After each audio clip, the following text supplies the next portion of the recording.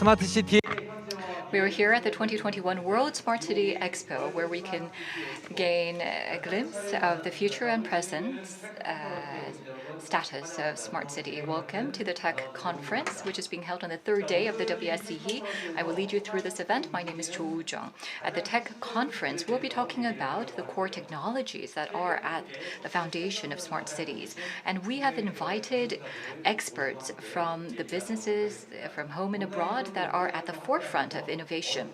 They are joining us online and offline, and they will be providing insightful views. If you are interested in the future of cities and the future of the humanity, please join us at the Tech Conference. We will be hosting the conference in two sessions. In the first session, we'll be talking about the innovation and transformation of smart cities in the era of carbon neutrality. And then there will be a Smart City Data Live session. So let us take a look at a video to learn about the theme of the first session, 2021 World Smart City Expo Tech Conference. Let us begin.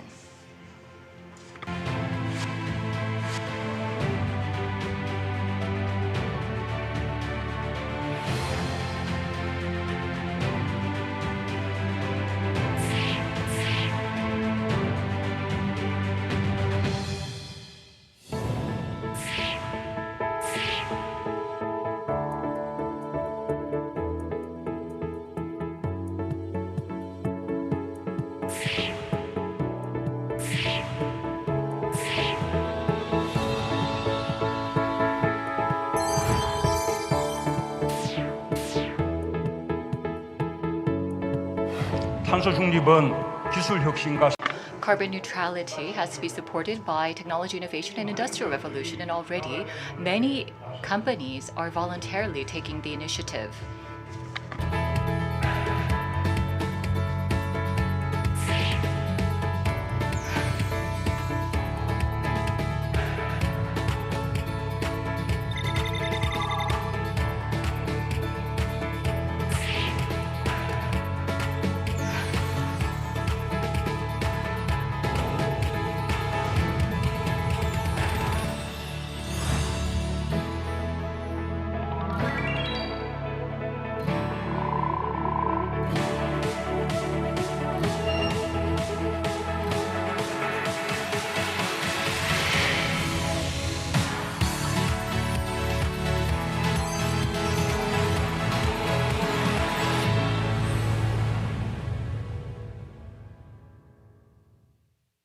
네, 자 이제 Carbon neutrality has become one of the greatest challenges of our times.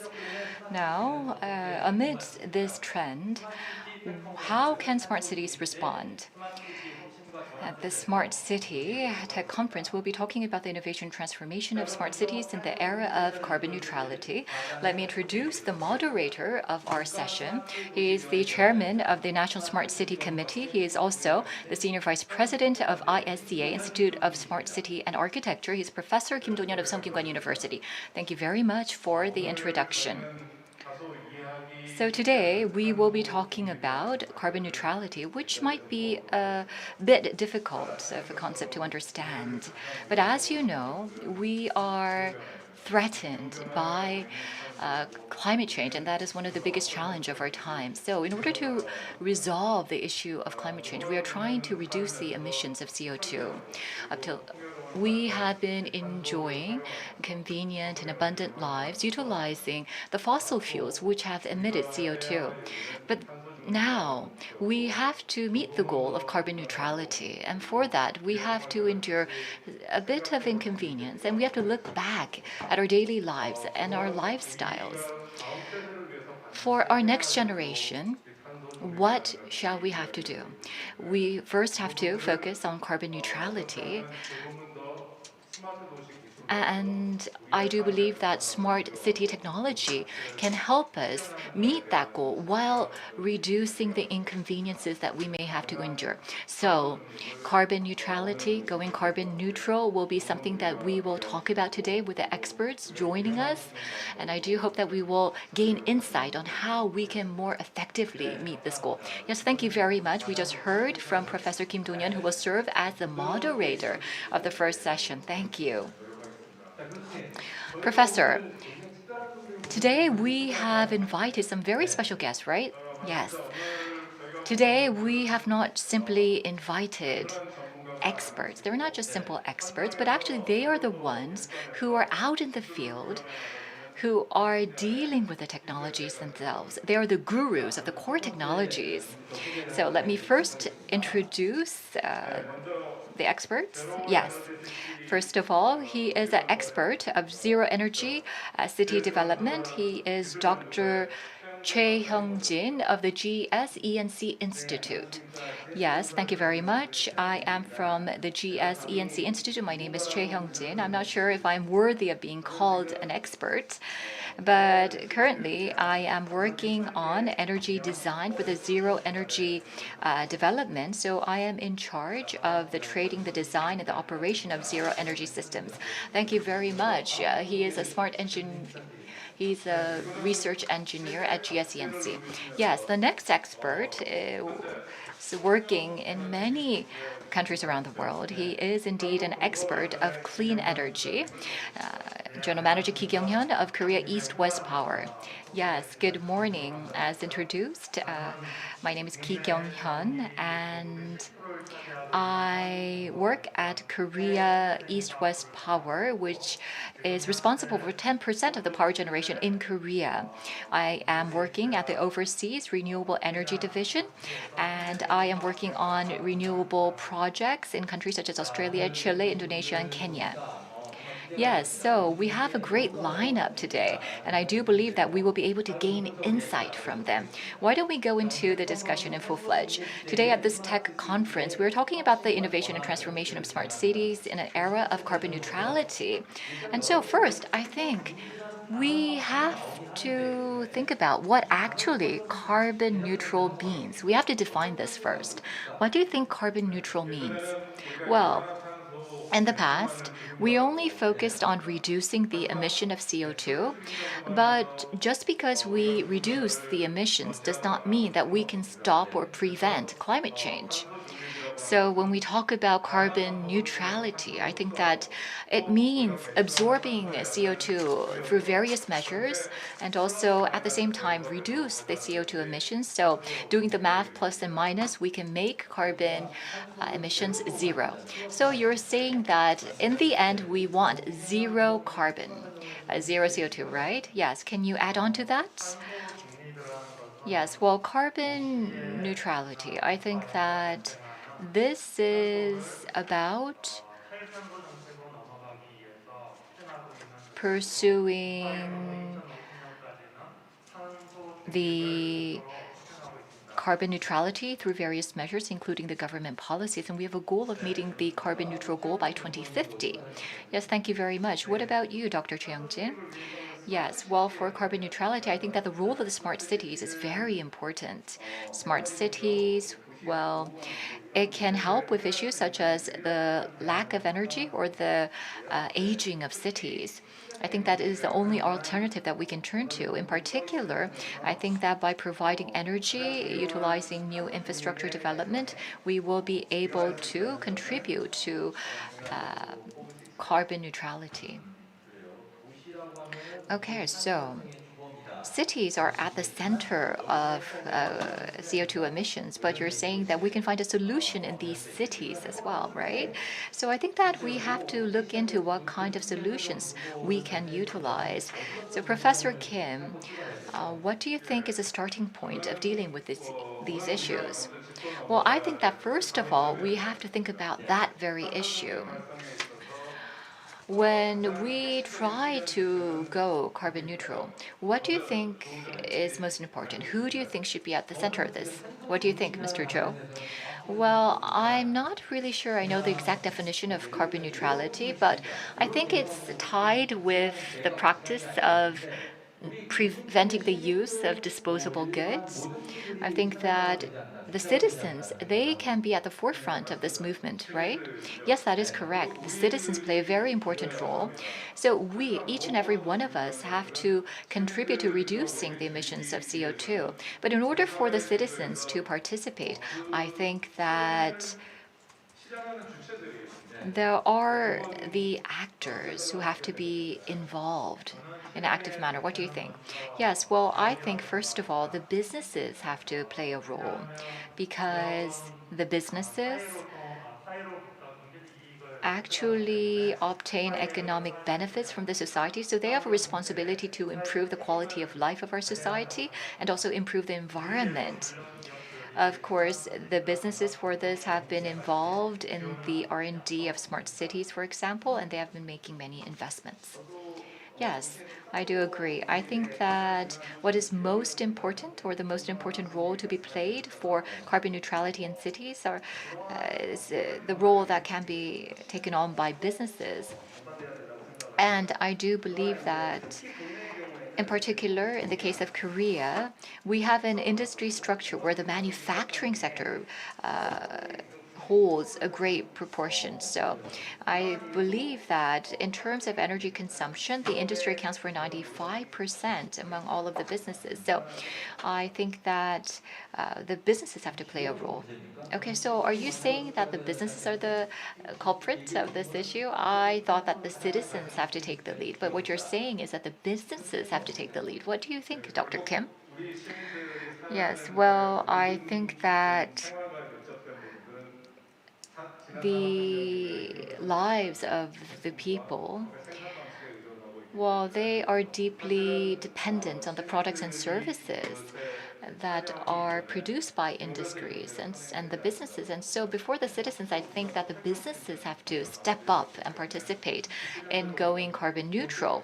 So I do think that it is the businesses that have to play a major role first. I think that one of the indicators that helps us identify the CO2 emissions is energy usage. According to the Korea Statistical Office, the households account for 14.5% of power usage in Korea, but actually the greatest proportion of energy use comes from the industry sector, 48.8%, and then the service sector accounts for 28%. In other words, most of the use of power based on fossil fuel are used by businesses in their activities for production. So I do believe that the role of the businesses is most important. Yes, you are emphasizing the role of businesses, and I think that there is indeed a reason for that. So recently, there are a lot of businesses that are focusing on ESG management for going carbon neutral. There has been an increase in these businesses. Yes, that is true. ESG is a way for businesses to respond to the issue of climate change. And I understand that in various business sectors, many companies are leading the way in ESG management and have adopted ESG management in their business model. Yes, one of the most representative, I think, would be RE100 initiative. This might be a new concept for some people, but actually this is a group of businesses that are gathered together to make their energy resources 100% coming from renewable energy sources by 2050. And so we have invited Sam Kimmins, who is the head of Global RE100 Initiative, to our tech conference. He sent a video message, and he will talk about the vision and the role of RE100. Let's take a look. Hello, my name's Sam Kimmins. I'm the head of RE100 with the Climate Group. It's an honour to be speaking today about the role of renewables in smart cities here at the World Smart Cities Expo, and I'd like to thank the ministries for their kind invitation. First, a little bit about RE100. RE100 is an initiative established by the Climate Group in partnership with CDP, and we work with over 320 of the world's most influential companies committed to sourcing 100% renewable electricity. Together, RE100 companies' combined electricity demand is around 330 terawatt hours per year. That's bigger than the UK and nearly 2/3 of the electricity demand of South Korea, all committed to 100% clean power. Among our members are global giants such as Apple and Google, and we recently welcomed 10 leading Korean companies, including 6 companies from the SK Group, plus LG Energy Solution, K-Water, and Amori Pacific. So welcome to those Korean companies. If infrastructure is the foundation of smart cities, then renewable energy is its lifeblood. We know from the latest IPCC report that for us to thrive in the latter part of the 21st century, our businesses, our homes and our transport need to be powered using 100% carbon-free energy by 2050. According to the IEA, this requires annual additions of solar PV and wind to reach 1,000 gigawatts per year by 2030. This is 4 times the global record set in 2020. For solar PV, this is equivalent to us installing the equivalent of the world's current largest solar park roughly every day somewhere in the world. So a really big challenge, but what does this mean in practice, and what is the role of business? Well, firstly, I'd like to address a misconception. When people think of renewables and cities, they often think of solar cladding, rooftop turbines, rooftop solar. Now, while these will play an important part, they by no means will be able to match the demand requirements of the cities of today, not to mention the cities of the future. The cities of the future will be powered by a network of utility-scale solar farms, offshore wind farms and other technologies at utility scale, all interconnected through well-linked international grids. This is not small-scale building-by-building ventures. So that's important to bear in mind. And what's the role of business in this? Well, business accounts for around a half of total global electricity demand. And RE100 companies are showing how business is investing heavily in the renewable energy transition to make sure that their electricity consumption is renewable. Why are they doing this? Well, with the cost of solar PV dropping by around 85% since 2010 and wind dropping by around 50% over the same period, RE100 companies are finding that renewables make business sense as well as environmental sense, and they're investing at scale. For example, Taiwan's TSMC recently agreed to buy the output of what was at the time the world's largest wind farm. And across the globe, you're seeing huge investments by RE100 companies. IKEA famously owns more wind turbines than they do stores. City authorities are also acting. For example, the City of London Corporation, also an RE100 member, has invested in a solar power purchase agreement to meet all of their electricity needs using renewable electricity. The potential investment from RE100 members to meet their goals would be over $100 billion by 2030. However, most of this corporate investment in renewables is happening in Europe and the US. Korea and much of Asia Pacific is falling behind and missing out.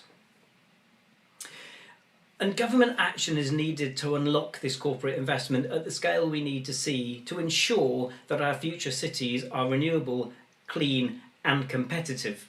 Thankfully, the Korean government is acting fast to open markets to corporate investment, introducing new RE100 measures that enable companies to buy renewables directly from wind and solar farm developers, and enabling more companies to invest in and own their own renewable infrastructure.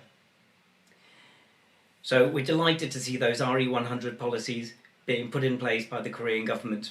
But there's a long way to go, and we look forward to continuing to work with the Korean government and governments throughout the region to help enable access to clean, cheap renewables that will be the lifeblood of our future smart cities. If you'd like to find out more about RE100, please check out our website at re100.org, and I hope you enjoyed the rest of the day. Thank you very much for your time and attention. 네, 잘 들었습니다. Yes, thank you for that message. We are seeing Korean companies taking part in RE100 as well. As was mentioned by Mr. Sam Kimmins, we can see that there are major companies, leading companies driving RE100. Yes, you've mentioned them as leading companies. 포인트입니다. And I think this is the most important point here. because you can make investments by looking into not the present value but future value, and they're trying to dominate that future value. Future value is something that would be necessary for them to invest to continue on with the leadership role. So I believe that this is an important point to keep in mind. You've mentioned about the future value, but to put this quite straightforward, at the end of the day, it means that they believe it will be profitable in the future. But it's a bit difficult to understand because it's about increased investments for the companies. But still, can we say that it can be profitable? Yes, Dr. Choi. You may think that it's just increased capex. However, with heightened interest regarding the environment, and as we see companies having to contribute to the environment, consumers now have the criteria when they do decide their purchases to make sure that they uphold their responsibility. So RE100 can actually have them promote their eco-friendly image as well as promote their products. For example, 70% of Americans support going renewable 100%. And the RE100 certification and products that are certified are RE100 certified are receiving the spotlight. So it may lead to a cost of production. However, it actually increases and enhances their image. It will, of course, turn into numbers, increased numbers in revenue.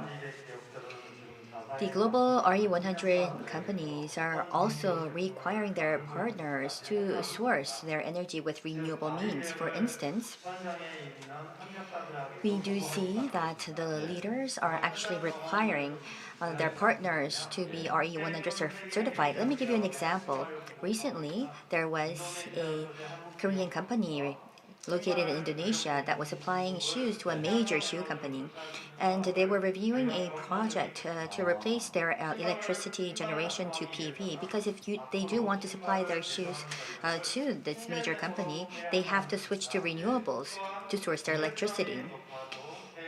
And in the case of coal-fired power plants, these overseas programs cannot be invested in even if it has high economic feasibility because no bank in the world will extend loans to such programs. So it can be the case that the cost of electricity may be a bit higher for renewable energy right now, but considering carbon border tax, financing costs, and also the impact of the ESG image of that corporation, we can say that it has significant future value. So then, Dr. Choi Kyung-jin, what's your take on these comments by Mr. Kim? I do agree 100%. In the case of GS ENC, we are not directly a member of RE100.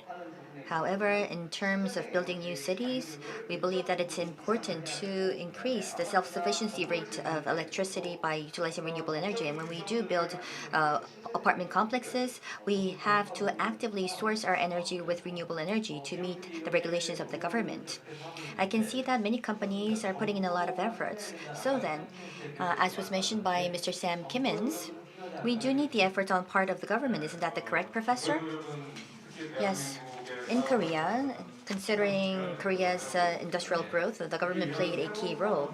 And particularly for new businesses and new industries, the government will have to play an even significant role because it has to do with regulations. In many cases, the regulation was a laggard to economic growth. And I believe that it's important to make sure that it will buoy the future developments. So Dr. Choi and Mr. Kim, because you work on the field, you probably know what's going on right now. So what do you think is most required?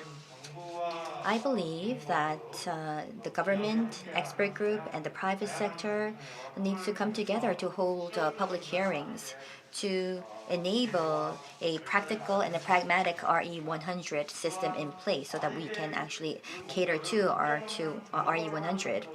And not only that, if we understand this as a global standard, when we do export our smart city platform, this can be quite beneficial. And not only that, if we can get RE100 certification at home, that would, of course, be quite beneficial as well. We would need validation from a certification institute in Korea, but if we can do that, if we can get our RE100 certified for our overseas programs, it will help us cut greenhouse gas emissions. I cannot agree more. Supply of renewable energy is increasing exponentially, but we do not have the market to trade such electricity right now. In order to achieve RE100, we need to make sure to create a market to trade such distributed power as well as the right institutional framework to support this. And I think that the government needs to put in more efforts to make sure that we do have such a framework in place.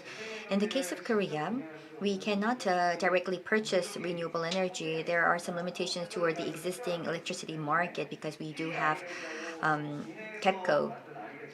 And so in the KRE100, we have KEPCO, we have power generation companies, and companies where one alternative can be utilizing the PPA. However, because KEPCO is dominating the overall electricity pricing, power generation companies and like Korea East West Power and GSENC find it difficult to engage in smooth negotiations. So there are some structural limitations.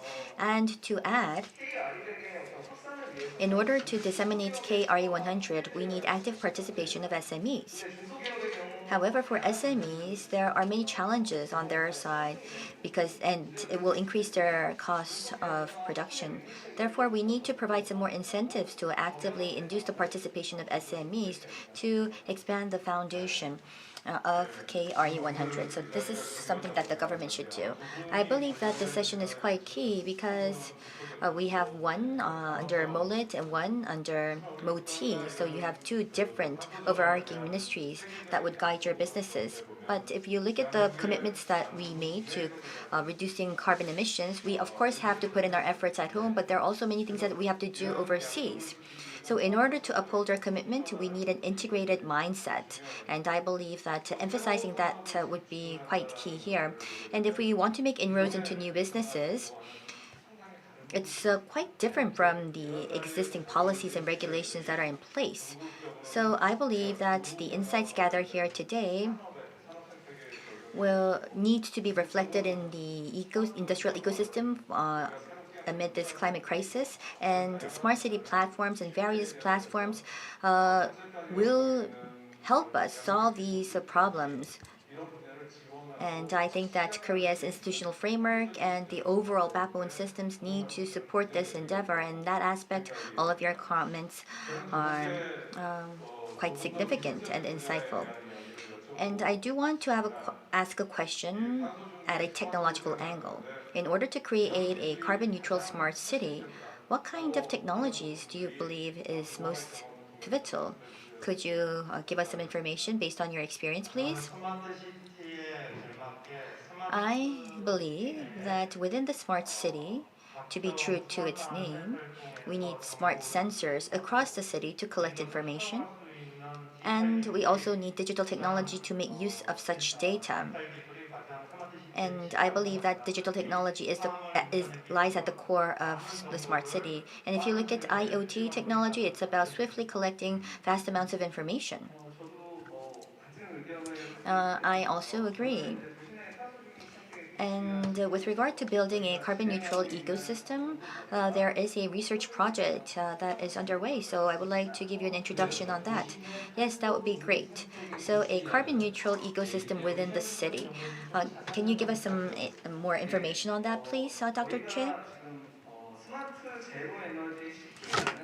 A smart city zero energy program or project is something that we are currently conducting with MOTI. So it's about connecting the city to enable zero energy, which is a quite differentiating point. Even if you do have the right service and platform, if you do not have the right infrastructure, as was mentioned by Mr. Key, it's very difficult to collect information and data. And in order to resolve this from the very beginning, we need the unit technology, infrastructure, as well as services all grafted together to create a smart zero energy city. So we're currently researching that possibility. And we do have a national smart city, the Busan Eco Delta City, that will be opening soon enough. And let me talk about the feed of this. It was 2018 where Busan Eco Delta City was selected as the national pilot smart city. And I'm sure you all know that we have Sejong 5-1 and Busan Eco Delta City. They were selected as the national pilot for the smart city. And in the feed, the front-end engineering design, what's most important here is to achieve 100% self-sufficiency based on renewables. So that's one. And second is to enable energy trading and also integrate heat and electricity and create an infrastructure to connect with future services. So this is also another important part of this, the basic design or the basic engineering. So this is on the infrastructure layer and the platform layer. It has to be organically connected, and it will look something like this on this slide when it's completed. And within the Eco Delta City, there's also a special zone consisting of 56 households or houses. We call this the Smart Village. And from prior certification, it will be satisfying renewable 100%, so it's all certified in terms of renewables. So platforms are being developed. So starting from the year end, we will have citizens living in this district to reduce energy use as well as reduce carbon emissions. So this will be a living lab that will be conducted for research sake. Yes, thank you. The zero energy technology. How will that be possible? I mean, we have piping, we have the buildings constructed, but if we can start from scratch from the very beginning when we build the buildings, I think that it will work. But we have existing cities. We have old cities, outdated cities across the country. So for such cities, can we actually tap this zero energy technology to these cities? And will it be well received by the existing citizens? That is an excellent question. Because as you can see, we live in the old city or the old city center, and it's very difficult to develop these areas. If we want to improve the living environment, it's very difficult to do because it's a completely different approach from new builds. So in the smart city industry, this is a major task at hand. And around the world, we're trying to muster our wisdom to find a solution to improving and developing these old centers. So I would like to ask a question to two of our speakers. What kind of solutions do you think will be significant in solving these issues? Yes, thank you very much for that question. Yes, I can see that. Yes, your questions are quite keen. Yes, I've done a lot of study on this topic, so thank you very much for that compliment. So, at any rate, the smart city is like a department store for everyone because it consists of comprehensive solutions on all fronts. But as you've mentioned, in the new city, we start from scratch. So when we build the infrastructure and when we consider the future services and platform, we have that all embedded from the very beginning. So these solutions can be offered. However, for the old cities, there are some regional characteristics that have to be taken into consideration when we do introduce these energy or zero energy solutions. For instance, if it's a chemical plant, there are some waste energy that would be released. What's waste energy or waste heat? So through the chemical processes, there are waste heat that is being released in this industrial process. So we can actually use waste heat to create or generate electricity and also use this for heating purposes in other regions. So utilizing renewable energy and also tapping into unutilized energy sources will be something that we can do in these old city centers. So I believe that waste energy or waste heat can be another source of energy. So you've mentioned that we have a host of energy solutions or technologies that we can use. So depending on what kind of choices we make, maybe we may be seeing a completely different energy paradigm and also enable carbon neutrality. So with regard to that, maybe Professor Kim, is there anything that you would like to offer as the way forward? Yes, so up till now, we've been using fossil fuel. And what we're trying to do is find an alternative. There may be other clean energy sources and renewable energy sources. So first, we need to see what kind of options exist. According to BP's report, a global energy company,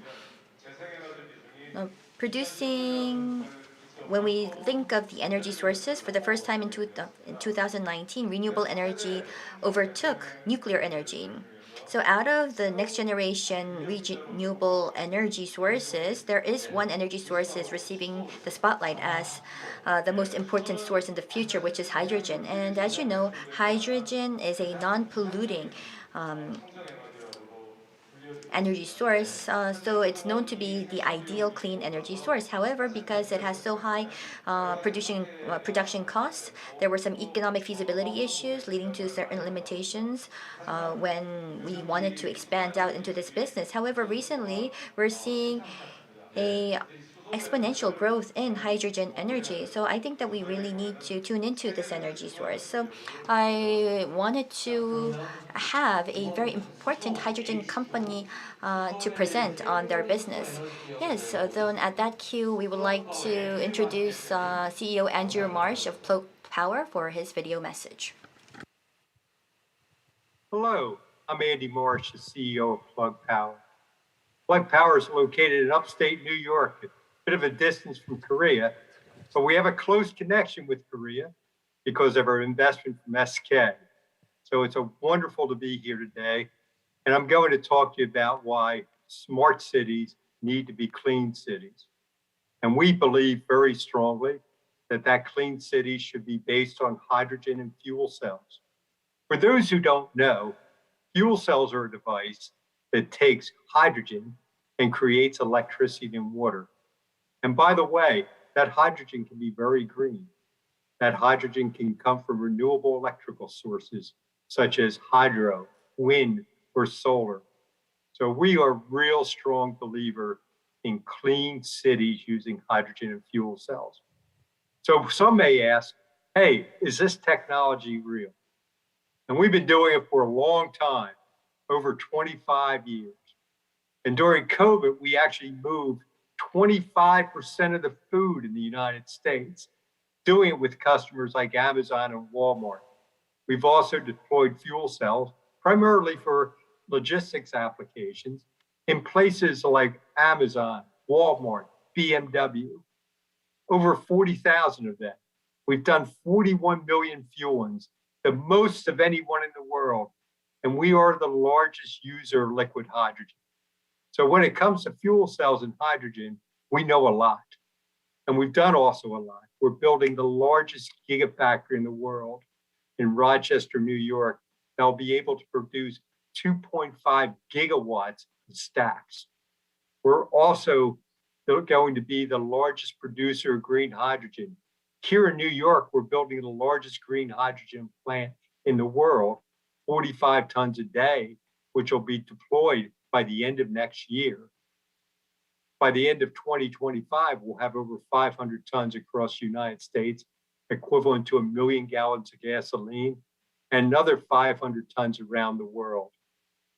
And in smart cities, we'll be able to provide green hydrogen for heating homes. We'll be able to provide green hydrogen to provide power to communities with our stationary products with microgrids, as well as the fact that we have a long experience in vehicles. We have a joint venture with Renault, the second largest commercial electric vehicle manufacturer in Europe, which leverages Plug's expertise in fuel cells with Renault's expertise in electric vehicles. They're really with a goal of having over 150,000 fuel cell electric vehicles on the road by 2030 via our joint venture called HYVIA. But when you think about mobility, why would you use hydrogen and fuel cells? It's actually quite simple. Hydrogen and fuel cells, if you're an owner of vehicles, and we believe the future smart cities, the owners of vehicles will be companies, not individuals.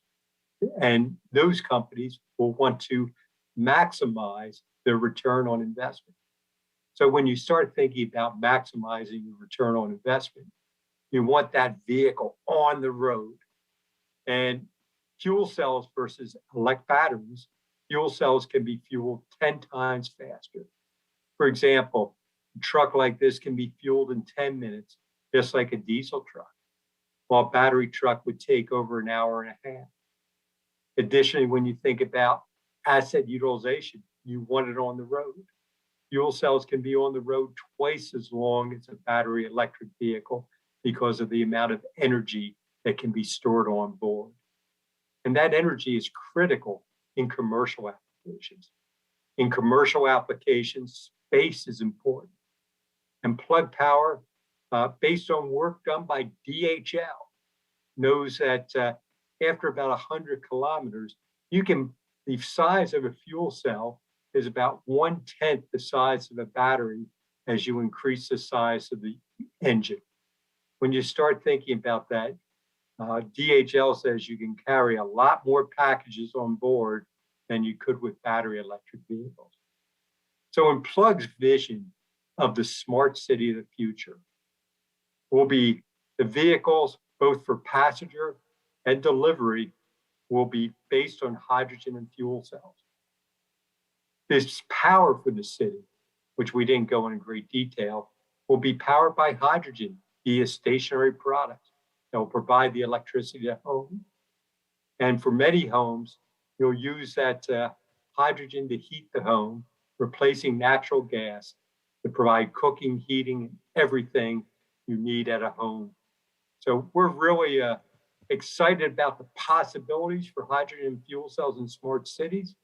And I'd just like to highlight one more time, fuel cells and hydrogen is not a dream, it's here today. Thank you. Take.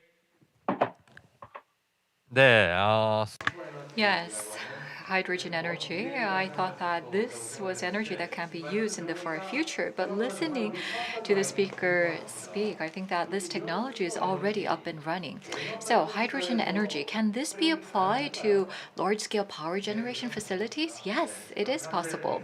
Currently, Korea East West Power has Daesan Green Energy that it's involved in. And here, 500 megawatt capacity hydrogen-based fuel cell power plant is being operated. And also we're working with Hyundai Motors. As you know, there is the Nexo car. Yes, I've driven that. Yes, the Nexo automobile utilizes hydrogen fuel cell, and we're testing whether this can be applied to power plant electricity production. Yes, to my knowledge, Korea East West Power is involved in many hydrogen energy projects overseas. Is that correct? Yes, that is correct. And so we are actually involved in a hydrogen project in Australia, and I've prepared a presentation on this. Yes, please go ahead. Well, first of all, Korea East West Power is involved in a project for developing green hydrogen in Australia. What is green hydrogen? We have to talk about that first. It utilizes PV or wind power or other renewable sources, and we actually obtain hydrogen from these sources. So it's the most environment friendly type of hydrogen that you can obtain. You take well, in order to obtain this type of green hydrogen, we have selected a site that is about the size of 500 soccer fields in Australia, and we're building a PV power plant. So you said 500 soccer fields? Yes. So it's about half the size of Yeouido. Wow.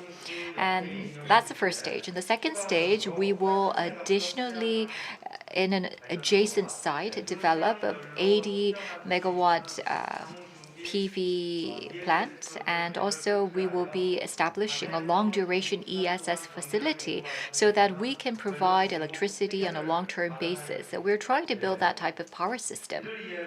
And for this, we will be providing electricity for the production of green hydrogen and bring that hydrogen to Korea. In Korea, we will be securing this hydrogen and use it for hydrogen turbine usage. And Of course, there are some further testing to do, or there are some technological limitations to overcome, but we will be gradually invest in this and carry out this project. So, Brisbane, have you been here? It's nearby Brisbane, Queensland, right? Yes, that is a large site that you mentioned.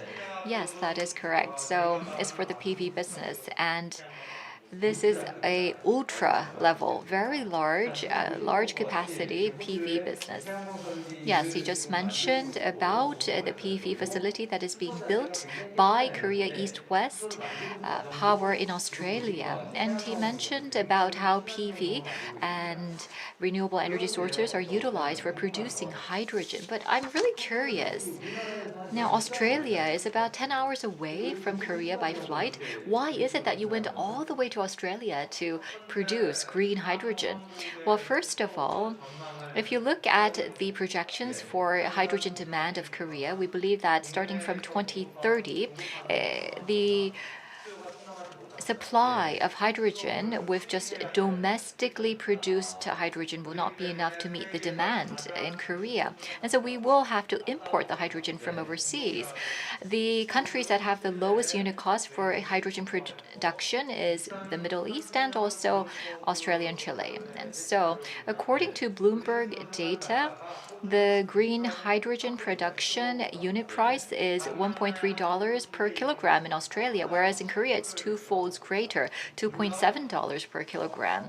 Of course, the government support and infrastructure establishment has to all be considered. But we did take that into consideration, decided to go with this project in Australia. Yes, that's very impressive, but I do have to ask you a question. Now, producing green hydrogen in Australia and bringing it to Korea will lead to logistics costs. What about the economic feasibility? Well, Australia has a lot of renewable energy resources, and as I said, the production unit price is one half of that of Korea. However, we do have to think about the 8,600-kilometer distance, so there will be the shipment fees. And so at this moment, the economic feasibility is not that high. However, to compensate this, we are thinking about utilizing ammonia for the shipment and also the vessels for delivering the hydrogen. So we're doing a lot of research and development in terms of improving the economic feasibility, and I do believe that the economic feasibility will improve in the future. Yes, thank you for the explanation. So I think that this project has high potential. Yes, but what about the cities that mainly consume electricity? Now, how much hydrogen energy is being used in the cities? Well, from the power producer perspective, already we are utilizing hydrogen fuel cells to provide electricity to cities. And also, but at this moment, large scale gas turbines are being used for power plants, and we're trying to look into ways to replace that with hydrogen turbines. And number two, well, the gas turbines, we are thinking of combining the LNG with hydrogen. Of course, going into the future, we will want to shift to 100% hydrogen based and smart cities and microgrids. Well, these can have hydrogen based turbines that can be applied in the future. So we're thinking about around 2020, and currently we're moving in that direction and focusing on R&D. Can I add to that? Yes. Well, GSENS has a brand known as JAI. Well, I think everyone's aware of that brand. Yes, it's an apartment brand, and I understand that fuel cells are increasingly being applied to the apartments under the brand name JAI. So I think that already apartments have these PV panels being established and attached, and for renewable energy resources for providing electricity to these apartments. Increasingly, fuel cells are being used, and I think that in the future, Korea East and West Power, if you provide these fuel cells at a low cost, then the usage will go up. And I think that at the apartment complexes, there can be some incentives, and if you provide incentives to the apartment complexes, then these will be more and more utilized. What do you think, Professor Kim? Yes, I think that hydrogen technology is something that we should increasingly focus on.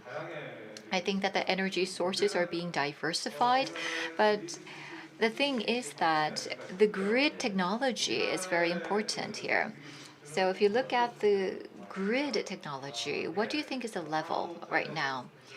Well, I think that Korea's electricity grid, aside from Jeju Island, there is a single grid that is being used.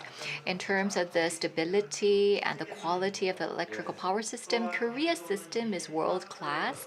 And also in Jeju Island, there is a testbed being operated for smart grids.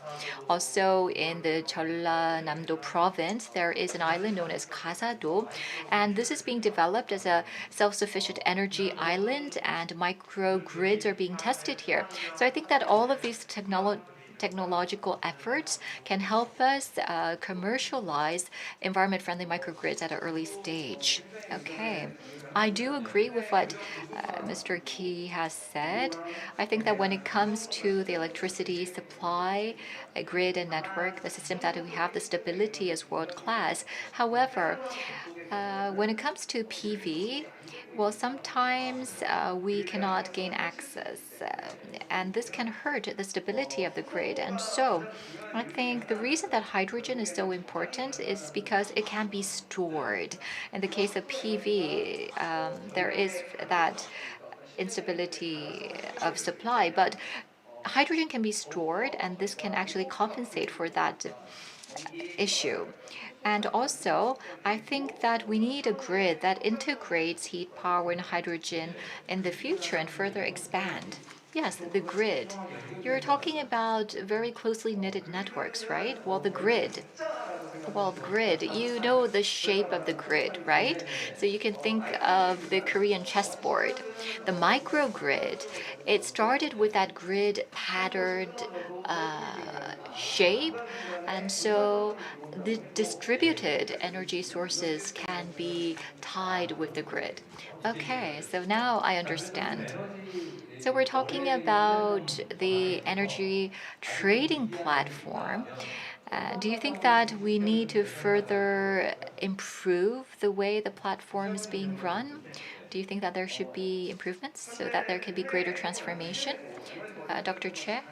Well, right now, if you look at the energy trading platforms, most of them are focused on single energy sources or single energy types. But I think that going into the future, we will see greater distributed resources being utilized.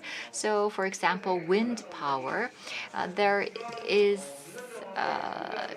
the infrequency of the resource supply. So I think that going into the future, we have to, or intermittent supply. So I think that going into the future, we have to think about integrated management of heat, power, and electricity and have that implemented and reflected into the trading system as well. So I think that we have to have a system that can trade different types of energies together. So for example, what types of energy can be traded?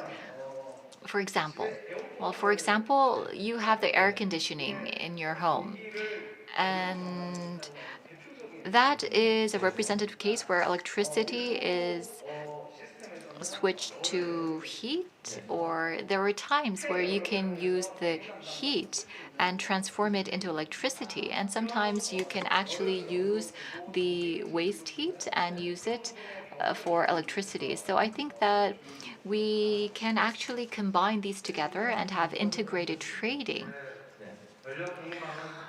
Can you add on, Dr. Gi? Well, I think that currently we are heavily focused on centralized energy supply, but I think that going into the future, we will see more and more microgrids playing an important role. And I understand that universities, new towns, and industrial complexes are testing the microgrids. Based on our experience, well, there are different projects such as the one in the UK where the renewable energy is used for microgrids in a fish farm. So we reviewed the economic feasibility of this project. But in Korea, the electricity charges are actually relatively low, and in such countries, the commercialization of microgrids might be not that economically feasible. And so I think that there has to be nationwide incentives provided, or RE100 has to be further promoted to have increased implementation of microgrids. Okay, so I think that the businesses should be at the forefront of such changes. Of course, the businesses, you're planning ahead, but I'm curious about what your long-term vision is in consideration of these changes. Why don't we first hear from Mr. Key? Well, the government has a 2050 carbon neutral plan, and so our company has come up with the TF to come up with a roadmap in light of the government plan. And also, until 2030, we are planning to develop and operate 3 gigawatts worth of renewable energy. And also, we want to commercialize large-scale hydrogen gas turbines at an early stage. Of course, then that would mean that our coal-based power plants will be reduced. Yes, the case of GS, ENC, of course, I do not represent the entire business of our company, but now, we want to overcome the limitations of growth of the Korean construction market, and so we want to transform into a sustainable global company. So we're trying to diversify our business portfolio. And so we're looking into many different business types, such as renewable energy businesses and the secondary cell business, or the smart home business, and the development digital platform. We have the JAI AI that we have developed. So we are entering into these new businesses and making investments, and we're working with Kakao as well. Also, we already have our EPC capacity, so we want to utilize our EPC capacity and also our new business fields so that we can become a developer that is involved from the beginning to the end of a project and thus enter into the smart city market. So smart cities in the past mainly were about telecoms or SIs, for example, Cisco or the large corporations in the field of telecom or SI participate in the smart city projects.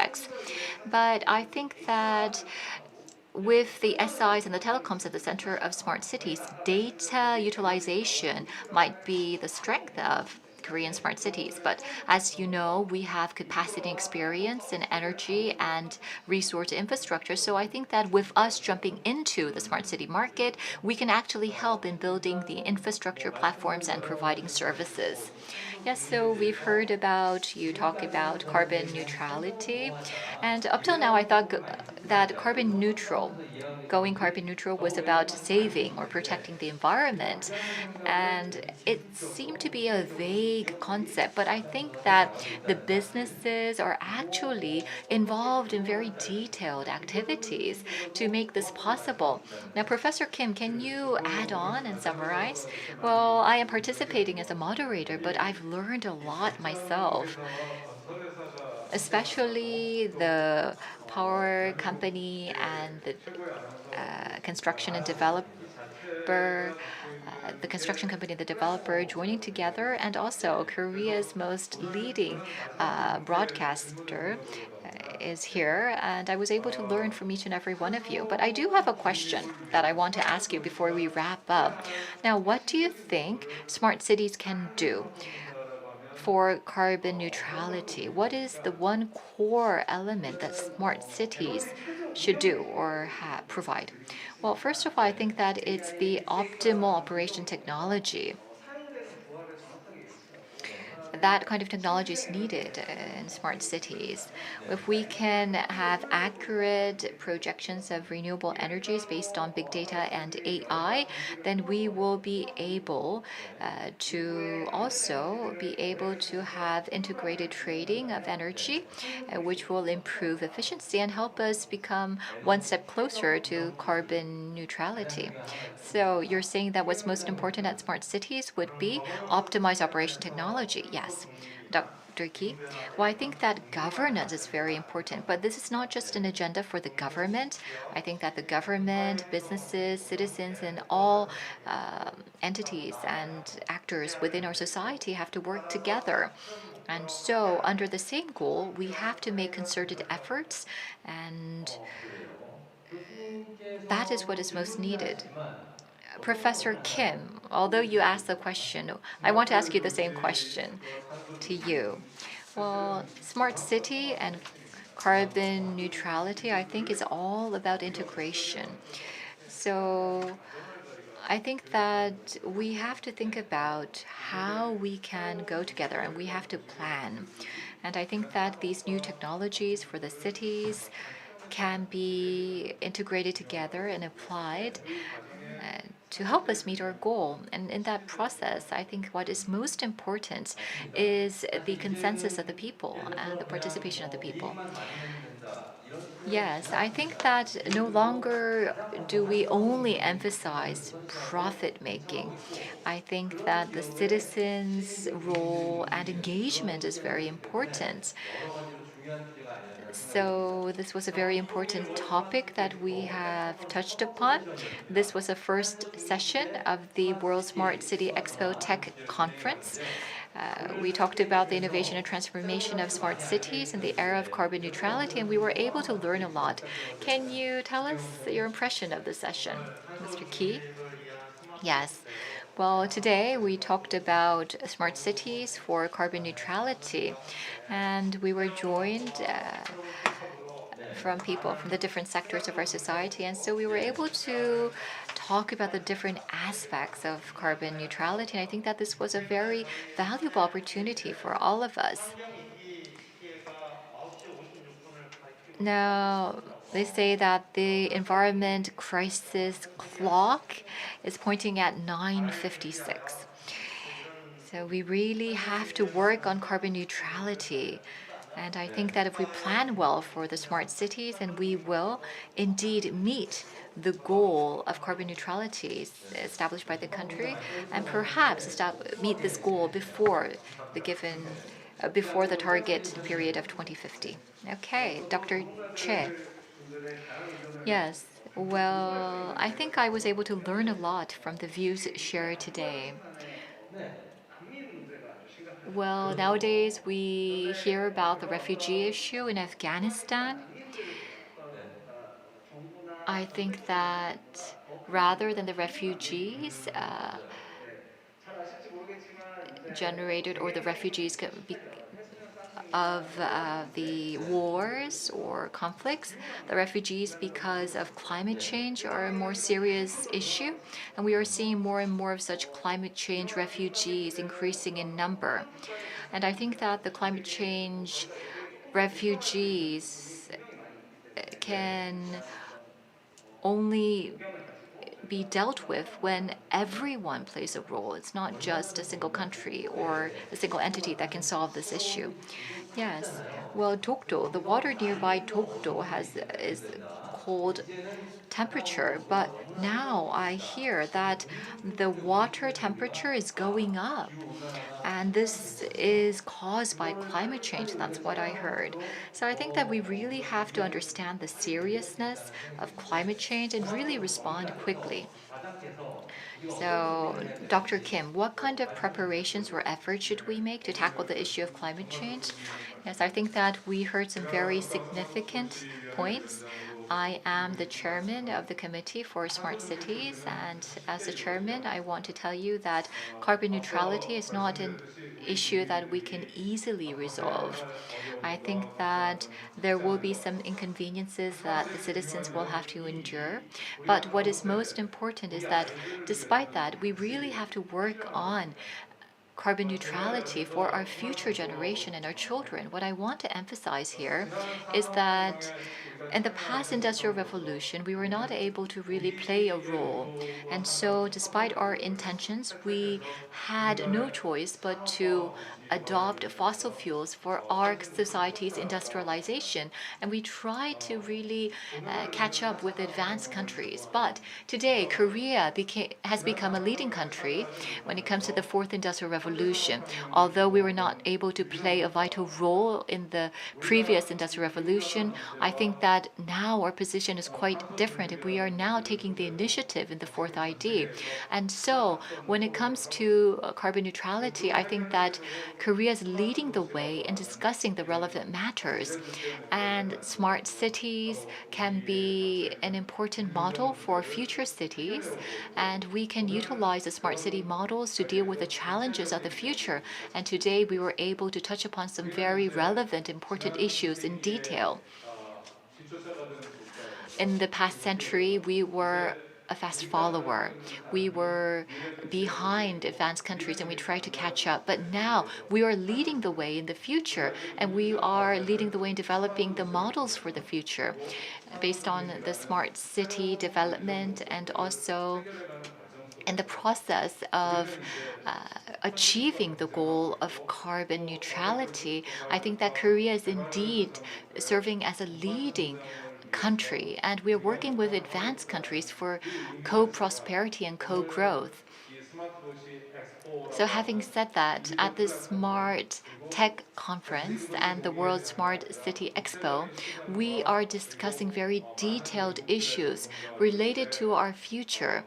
And we are sharing the knowledge and wisdom of many experts, including those from abroad. And I do hope that these types of dialogues will continue in the future so that Korea will continue to serve as a country that contributes to the advancement of humanity and civilization. I was very impressed and touched by the role that Korea can play. And I do hope that what we have discussed can become a reality. And for that, we need the concerted efforts of the experts here today. And also, I think that when it comes to the role of the government has to support the businesses in pioneering new businesses and attempts. And also, I think that the government has to support the endeavors to making our ideas a reality. And with that, I would like to conclude my summary of this conference, and it was an honor to serve as a moderator of this session. Yes, thank you very much. So the issue of going carbon neutral, well, this seems to be a pressing issue. And I do believe that we are re-establishing new rules. Will the smart cities be the one to follow the rules or the ones to establish the rules would be the most important question now. So in the next session, we will be able to listen to the hints to finding the answer to this question. And in the next session, we will have a Smart City Data Live. Many hot companies, including AWS, will be joining us. We will reconvene at 12:30. Thank you very much, three gentlemen, and I hope that you will join us, everyone, in our second session. Thank you.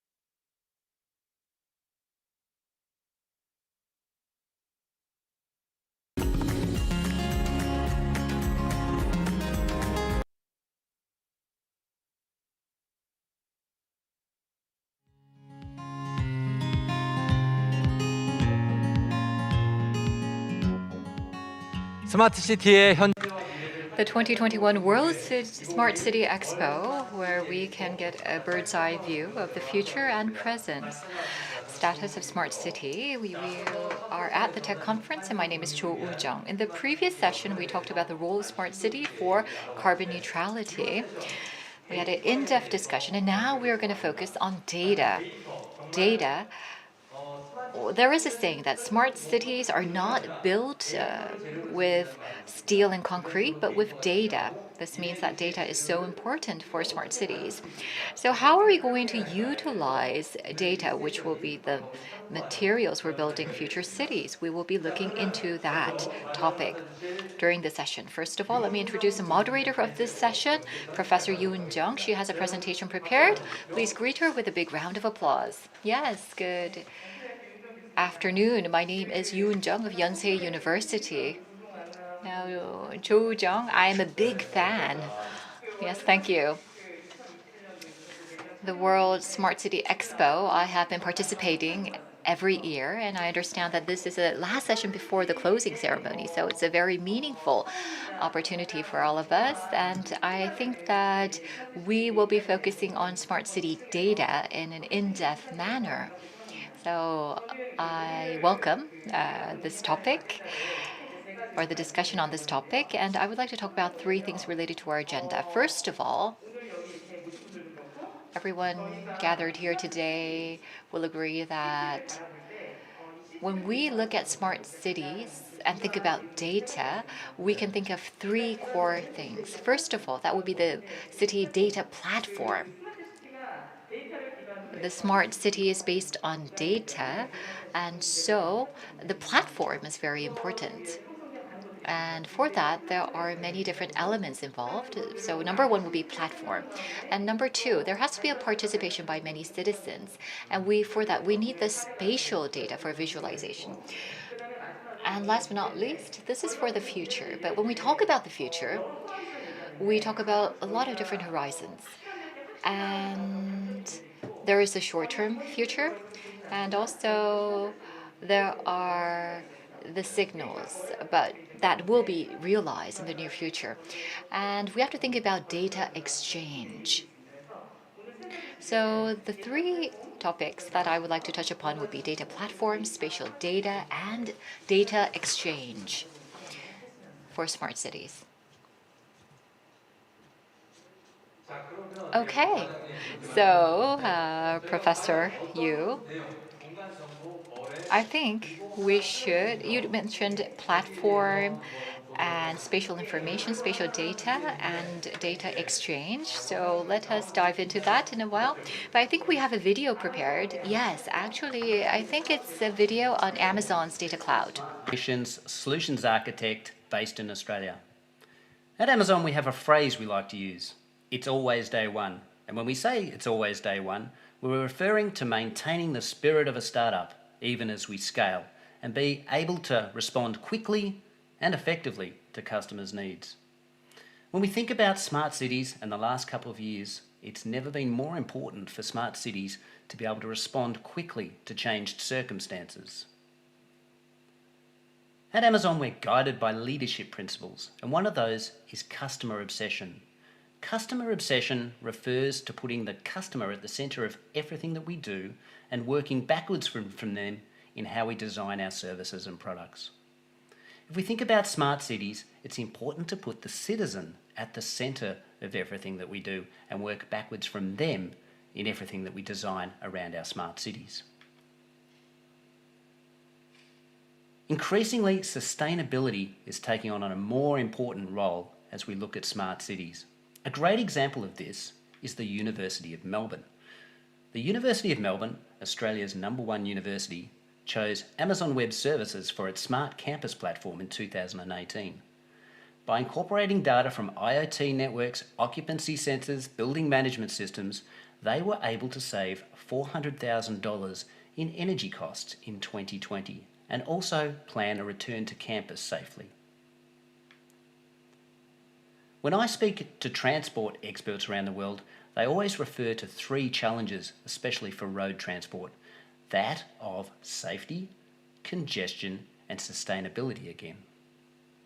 In Melbourne, Amazon Web Services has been working with the Australian integrated multimodal ecosystem on solutions to some of these challenges. One of the industry partnerships has been with Peak Hour, who built an artificial intelligence platform which incorporated data from road sensors provided by the Transport Department, and it used that data anonymously to predict traffic patterns hours in advance. And this platform, once set up, can be effective with only a few hours worth of data. So let's take a step back and look at smart cities from a higher level. Often we have sensors and networks, and they're sending data into a data storage and management layer. And then we have consumers of that data who are looking for dashboards and insights so they can make better decisions. And increasingly we're seeing the role of machine learning in this space as well, where we're seeking to predict or forecast the future so we can make better planning decisions. Amazon Web Services has tens of thousands of partners globally, and many of them are building solutions for cities now that incorporate some or all of these components. And many of these partners are now seeking ways to better share data across all these solutions. Let's talk about some of them. In Melbourne, Amazon Web Services and the city built an emerging testbed solution for a smart park at Argyle Park. That incorporated sensor data from a meshed LoRaWAN network that included bin sensors, environmental sensors. We even had sensors on park benches. That data was loaded into a data lake, and then on the other side we had another partner called Peclet, which built dashboards that allowed the city to see and visualise data in real time and make better decisions. Wellington City Council chose Consegna to help them with an all-in migration. Consegna was chosen because it had unique capabilities, and Wellington was seeking to uplift their own capability. What they found is that by migrating to the cloud, it freed up resources to be able to focus on higher order activities. They used Amazon Connect for a call centre service, for example, and they also built their digital twin using Amazon Web Services.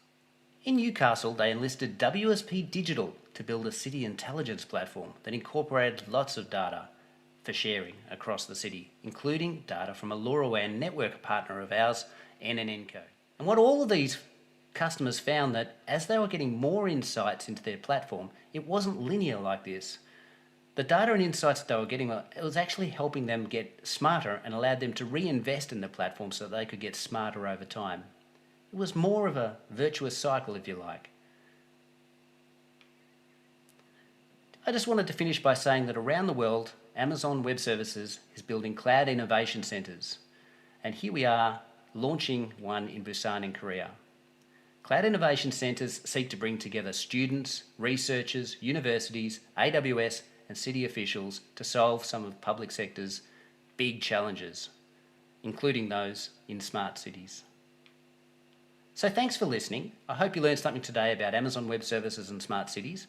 There's 2 QR codes there if you'd like to download an ebook to hear more about the solutions we have in region. And there are a couple of email addresses there if you'd like to get in contact. Thank you very much. 네, 감사합니다. Thank you very much.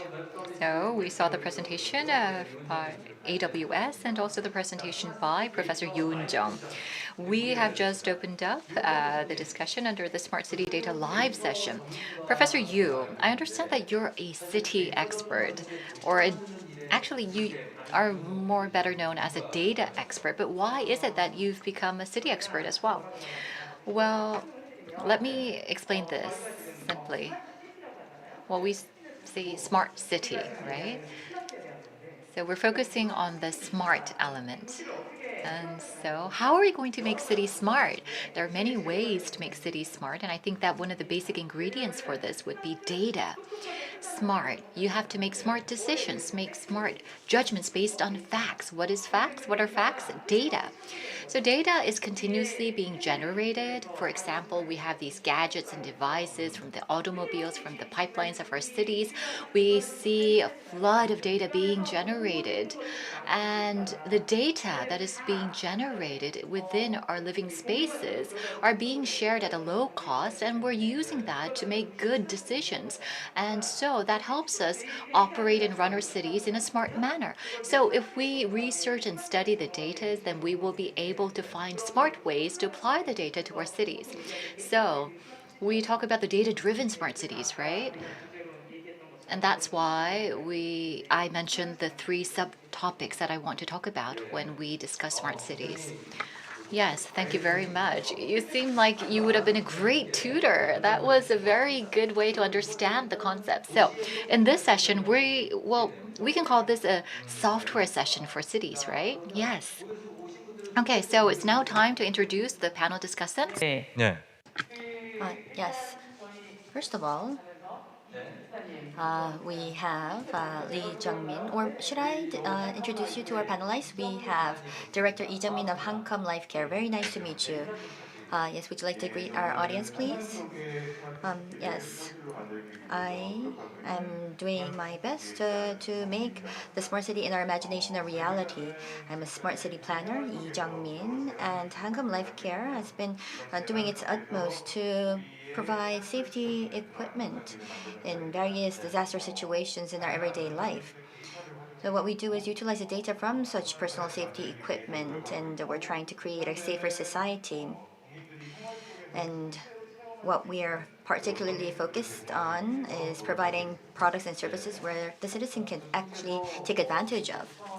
Yes, I believe that you probably have a reason why you wanted to recommend Director Lee as a panelist. Yes, in the past, I met him at a digital twin related session. So, digital twin is the exact twin of what's happening in the physical world. So, when we do the simulation, we can immediately apply that to reality, and this is utilized quite extensively in urban planning. And we've actually used this in Jeonju as well as in other parts of the nation. So, because we're talking about data and it's about data smart cities, that's why I recommended Director Lee. Yes, thank you very much. And moving on. 건축설 And next, representing a company that has developed a new land development model based on AI-based architectural design technology and big data. Director Im Hae-yeon of Spacewalk, Head of Business. Yes, good afternoon. I am Im Hae-yeon, Head of Business at Spacewalk. Spacewalk actually utilizes the big data from cities and AI technology to do simulations for land development. Usually, people say that when you try to build a house, you age 10 years during the process because it's such a stressful experience. But we provide the technology and the service to make your experience better. Yes. So, Professor Yu, I understand that you're interested in AI-based technology. That's why you recommended Director Yin? Yes. Well, she just explained it very well, but let me make this a little bit easier to understand. Spacewalk is the name of the company, and this company is known as Property Technology, Prop Tech Company. This is a leading startup in the field of prop tech. We do real estate development and city development, and there's a lot involved, but I understand that what Spacewalk usually does is focus on the small scale development projects. So you want to develop land, but you're not sure what the value of that land would be and how much profit you can make by developing that land. So let's say that if I build a building there, would I be able to experience any difficulty? Would I be able to make profit? What this company does is help you make a decision based on big data analysis. So you can know the profit that you can obtain by developing that land, and it provides very detailed information, and that kind of service is provided to the citizens by Spacewalk. Yes, so you make something that's very obscure into very transparent and vivid, concrete information, right? Yes, that is correct. Okay, so we heard from Amazon about how Amazon is being involved in building cities. That's very interesting because usually when we think about Amazon, we think it's an IT distribution company. But as you can see, that is really deeply involved in the development of cities. That was remarkable, actually. So what do you think, Professor? Well, I think I'm hogging the mic. It's okay. It's okay. Well, Amazon, as you know, well, it has online shopping mall, and Amazon is working with 11th Street of Korea to provide a better experience to the Korean shoppers. But Amazon, actually, if you look at the operating profit, about 4.5% or 5% operating profit is generated, but about 55% is driven by online sales of products. But over 30% of its revenue comes from Amazon Web Service. So this is about cloud. The PC data is actually in the cloud and is managed by the Amazon Cloud Service provided by AWS. And the Amazon Web Service actually brings a lot of revenue for Amazon. It's the #1 company when it comes to that kind of service. And of course, compared to, well, if you think of the operating profit, it can go up from 30% to 50%. So why is this service important for smart cities? Well, it's not just the data that you have at your local PC, but actually you have the utilities. The data is coming from the utilities and many other systems in the cities, and you have to combine all of this data to obtain insight. You cannot just have the data in silo and try to analyze and understand what's happening in your cities. So you need to have an integrated analysis of all the data coming from the cities. And so for that, you need expertise.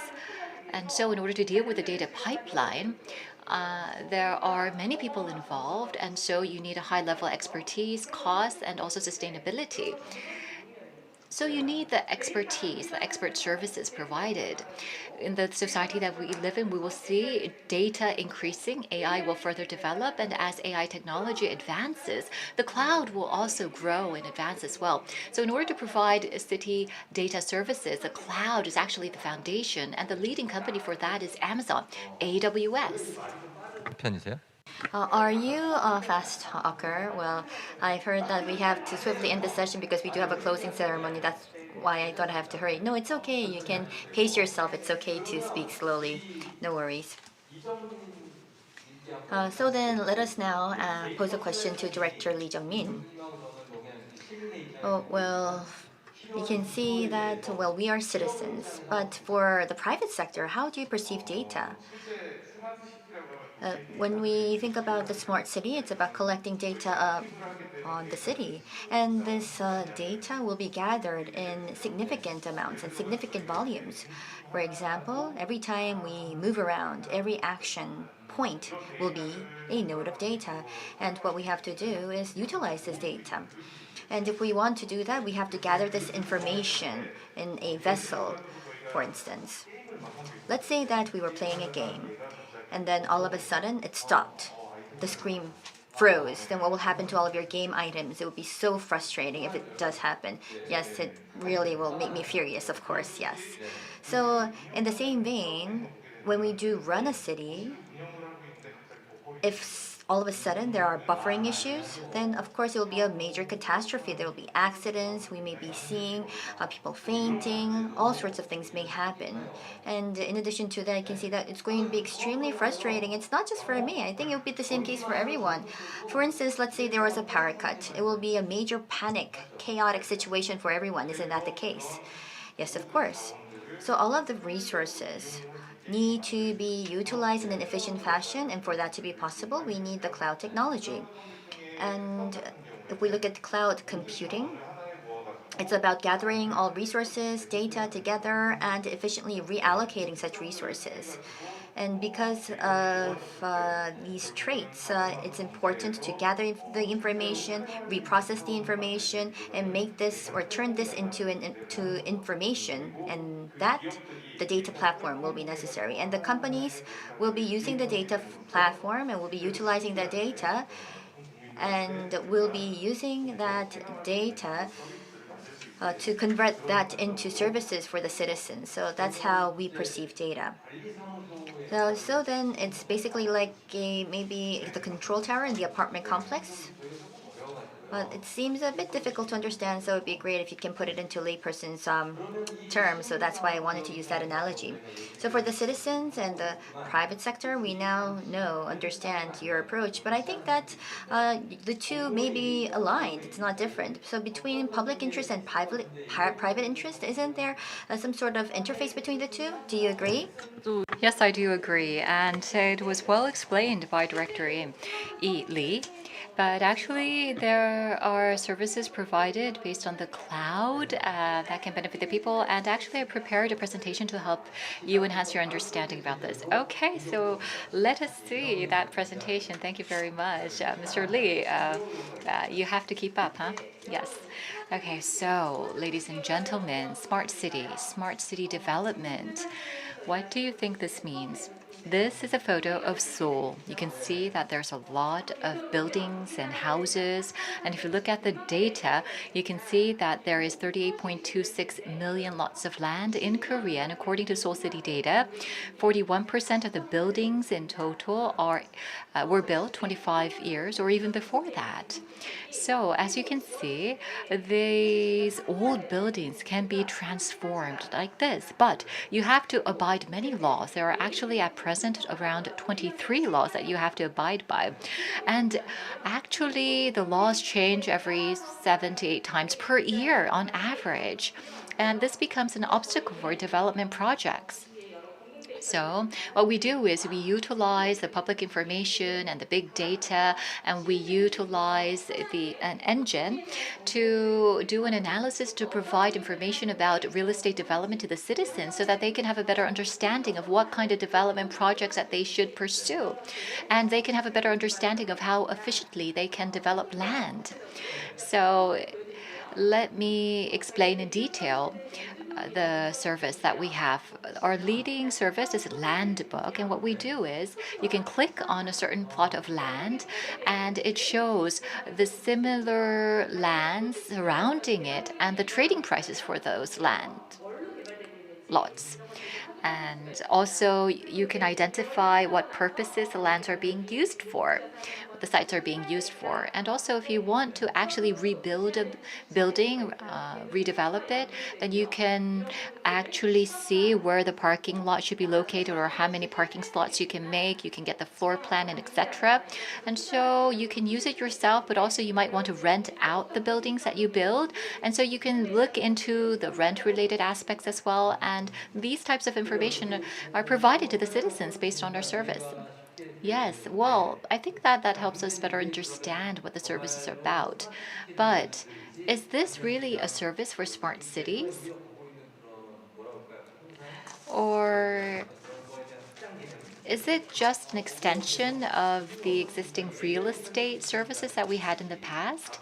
The AI technology professor, how much potential does it have, and how should we perceive this technology? Well, let me tell you my 2 cents. I think that, let's say, I'm not sure if you have any land that you own. No, I don't have any land. Why are you saying this? Well, let's say that you do own land. You own real estate and you want to develop that land. And let's say that you need information to develop it. There will be a limitation because it's difficult to gain and obtain all of the information that you need to develop that land. But actually, this service provides all of the information you need to develop that land in an integrated manner. For that, you need a lot of different public information, but the service gathers that public information. It applies different algorithms and gathers all the laws, regulations, and public information to provide you with that insight. So it's a new technology, it's a new service. And I think that people who are hesitant to develop real estate can actually engage in such projects, development projects, more efficiently now. And that enhances transparency and effectiveness and efficiency of these real estate development projects. So it makes development more efficient because you have the information, the data to help you make decisions. So if this is possible, then this is remarkable. It's really innovative because right now you have to go, you have to walk. You have to go to the real estate experts. And it takes all day to visit these people, get information, right? And to look into the registers, right? But now you can have the information provided to you at your very footsteps, right? Right to you. Yes, that is correct. So you can make a comprehensive decision based on all of the different information that is provided. So it provides you with an integrated analysis, and so it shows you how you can utilize data to obtain smartness. 를 So then, we have data, and this becomes information. So what kind of challenges can it solve for us? Can you maybe give us some more information on that? Any examples that you would like to share? So maybe, Director Iman, you can add. Yes, actually, I had more slides, but I was cut off. But if I may add on, well, there is land book safety. It's another type of service that we provide. And I understand that it was June of 2018 in Yongsan, there was a dilapidated building that collapsed. The house itself, the building itself was really dilapidated, but actually surrounding that building, there was a lot of construction projects ongoing. And so that affected that building, and that was what led to the collapse of the building. So we want to actually map all of the old assets and also combine that information with the real estate information surrounding it and see what kind of impact these dilapidated real estate assets can receive from the surrounding development projects. There has to be safety analysis done, but actually the service helps you identify the safety level of the buildings and also help you make decisions. So this is good for the public. Yes. Actually, it's in line with the interests of the people living in such neighborhoods. Yes. But I think that the speculators, those who want to invest in real estate, you might think that those are the only people who can benefit from this service. No, that is not true, because if you look into the cities, you can see that many different elements are organically connected together. And when you have to redevelop a neighborhood, you can see that there are many conditions that have to be improved, and many people are affected by that. So it's not just about making real estate investments or speculative investments, but it's about how you can actually distribute the budget to benefit the people. Yes, so let's say that there is a space, there is land around the world, and let's say that you can divide the land in the world into 57 trillion cells. And let's say that everyone can obtain information about these 57 trillion cells, and there will be greater transparency in the world, and also this will really improve the expenses and costs associated with that. And I think that Spacewalk is contributing to bringing that kind of transparency. Yes, okay, so you're saying that it's really about getting rid of the fog and making everything transparent. It's important to convert this into data. So then, Director Lee, would you like to chime in on this conversation? I think I'm here at the center, sitting at the center, and I don't know how I should contribute. But as I was living for more than 40 years, I feel this very heavy sense of responsibility because for the 40 years I lived off of my hands and face, but then again I have to cover my face with the face mask. So, well, would you like to expose yourself? No, due to COVID, I can't do that. That's quite unfortunate. At any rate, if I may add a couple of comments. In order for the citizens to take advantage of such data, there are specific steps that you have to go through. The Smart City Service, so when it's planned, I think that we need a total of 4 phases. First is when collecting data. So it's about converting it into data. You can see that in the Matrix film, there are all of these bits of 0 and 1. So when such data is added together for the citizens, it really doesn't ring a bell for them. So what we have to do, we have to collect this data and we have to make this usable. We have to process this, we have to refine the data, and we call this informatization. So converting the data into information. And then with this information from data. You also talked about convergence and combinations or integration. So what we have to do is converge this data with other data to create this into services that we can actually experience. And then we create these experiences and these services which will generate new data, and the data will get more refined, in turn will be converted into intelligence.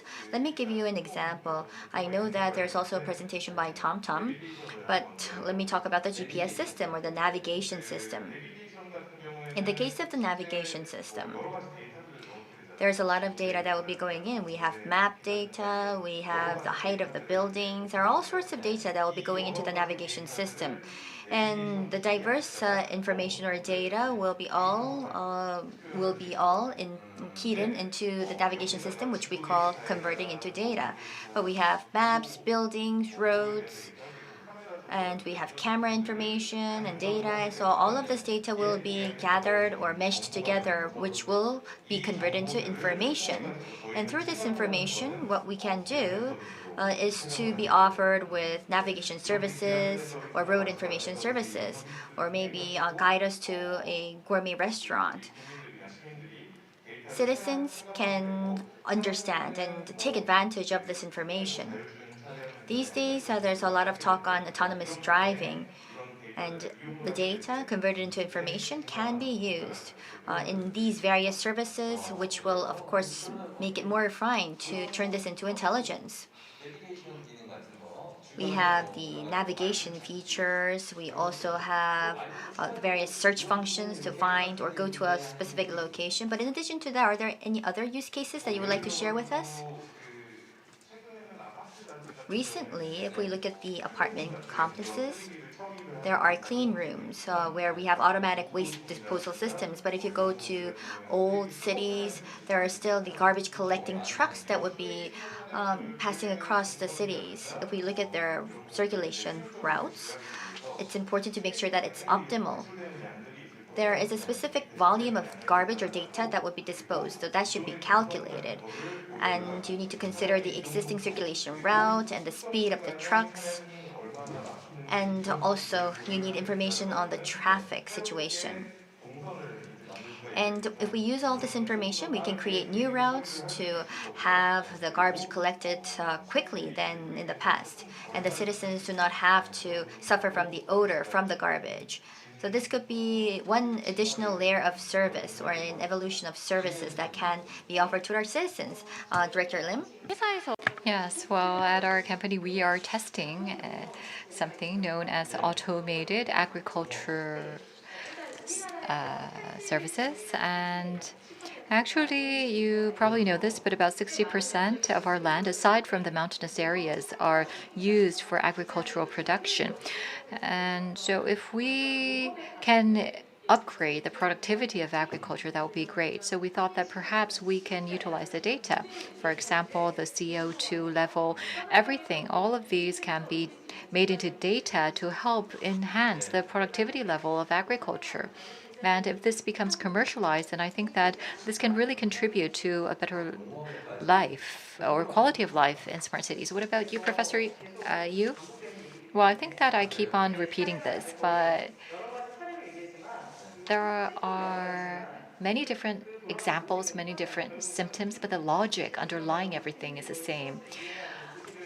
The services are provided to the citizens, and this leads to an enhancement of the quality of life. And at the bottom of that would be data. So data helps improve the quality of life of people. And also, I understand that there is presentations by TomTom, for example, and these are very interesting cases. So why don't we take a look at the video? So you have a hot temper, no? You speak very fast. I think that you like to hurry up things, but I think we have some parts to cover before we go to the video. So don't worry about it. We will be watching the video. But anyhow, you did mention TomTom, so why don't we take a look? 환경 이슈 TomTom is a Netherlands company, and it's a navigation company. So why don't we take a look at the video and then continue?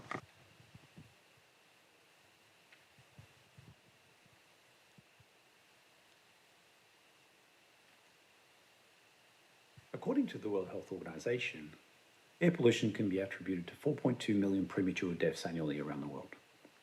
The United Nations, through its Sustainable Development Goals, aims to provide directions on how to make our cities and urban settlements safe, inclusive, resilient, and more sustainable. Hi, I'm Christoph Baudry from TomTom, and today I'd like to speak to you about how TomTom's products and services are contributing to improving the living standards in our cities across the world. At TomTom, our vision of a safe, connected world free of congestion and emissions closely aligns to SDG 11.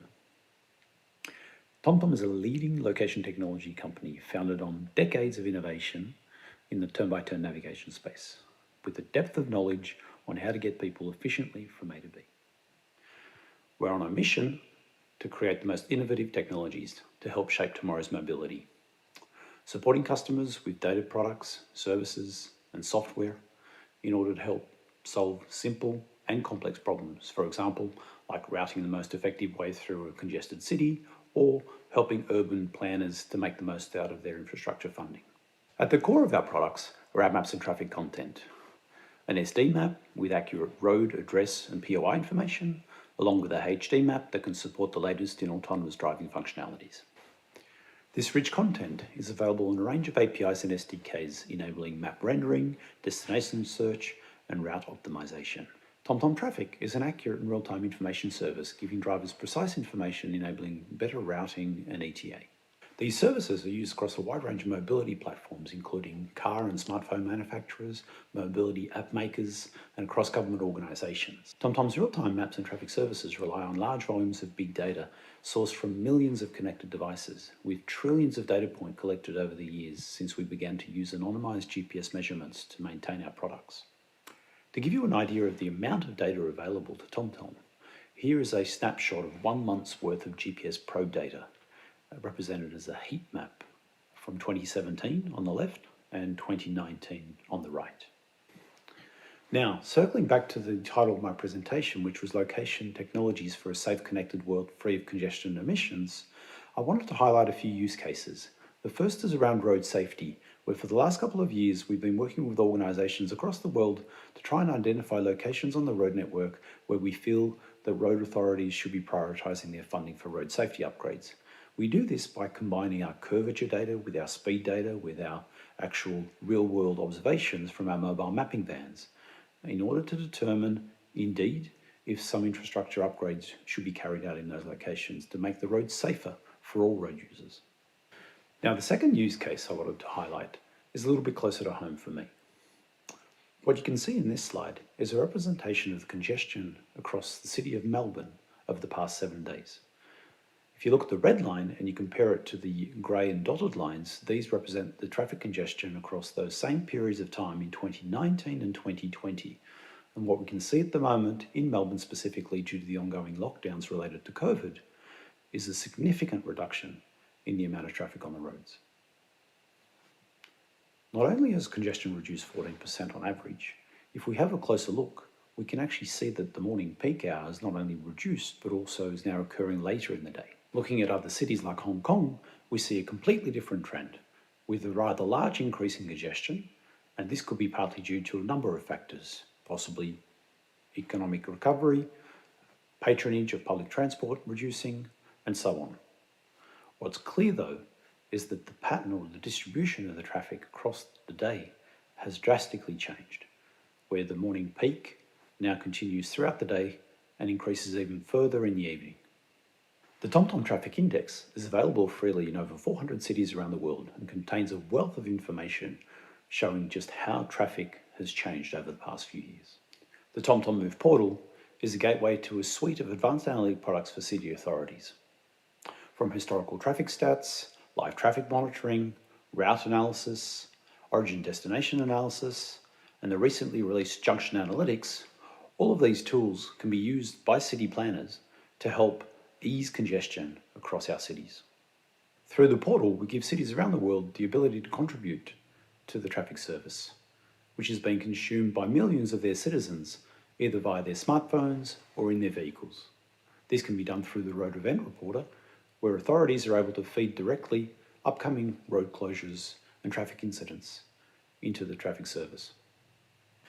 As you can see, TomTom has a range of location technology products and services that can really make a difference in leading to a world free of congestion and emissions. Thank you. 네, 저는 이 Thank you. I thought that the TomTom was just a navigation or GPS company, but I can see that you use existing corporate infrastructure to solve traffic issues, which is a very important challenge. So I can see that it actually improves urban environment as well as resolve congestion problems. So, Professor, it contributes not only to traffic, but I believe that this is scalable to other areas. Yes, that's correct. As mentioned by the director of TomTom, it's about utilizing data to improve the city environment. It's not about enhancing air quality, but rather it's about traffic, it's about efficiency, it's about predicting, utilizing data to reduce unnecessary movements or losses, to improve the traffic situation of the city, utilizing navigation technology. And what is this navigation technology? Well, in the case of TMAP that we use, it's not something that's confined there. This is a company that was established in 1991 from the Netherlands. So it started off with a GPS navigation service, and now it's an HD map that they're now providing, a high definition map. And Google also offers maps, but just in the same vein. The reason why we need such HD maps is because of autonomous driving. In 2030, we'll have EVs and we'll have autonomous driving. In 2045, we may be seeing a smarter AI than human beings. Will that really happen? Well, some futuristic scholars do say that, futurists say that, but AI or robots, of course, we know the case of Tesla, but we're going to be seeing more of these vehicles. So if they do want to drive across the streets, you need radar as well as LiDAR to understand the location, to understand where I am, to understand the road situation, and whether I can go take that route. Is there a guardrail to the left or the right? So you need to make that judgment. And you can actually use LiDAR and camera to see the situation. But this autonomous vehicle needs a very well knitted, closely knitted map to reduce the cases of accidents. So this is the HD map. And TomTom has transformed itself to become an HD map company. So when we do have autonomous driving, city traffic situations will be more optimized, and we will be seeing less human errors and less accidents accordingly.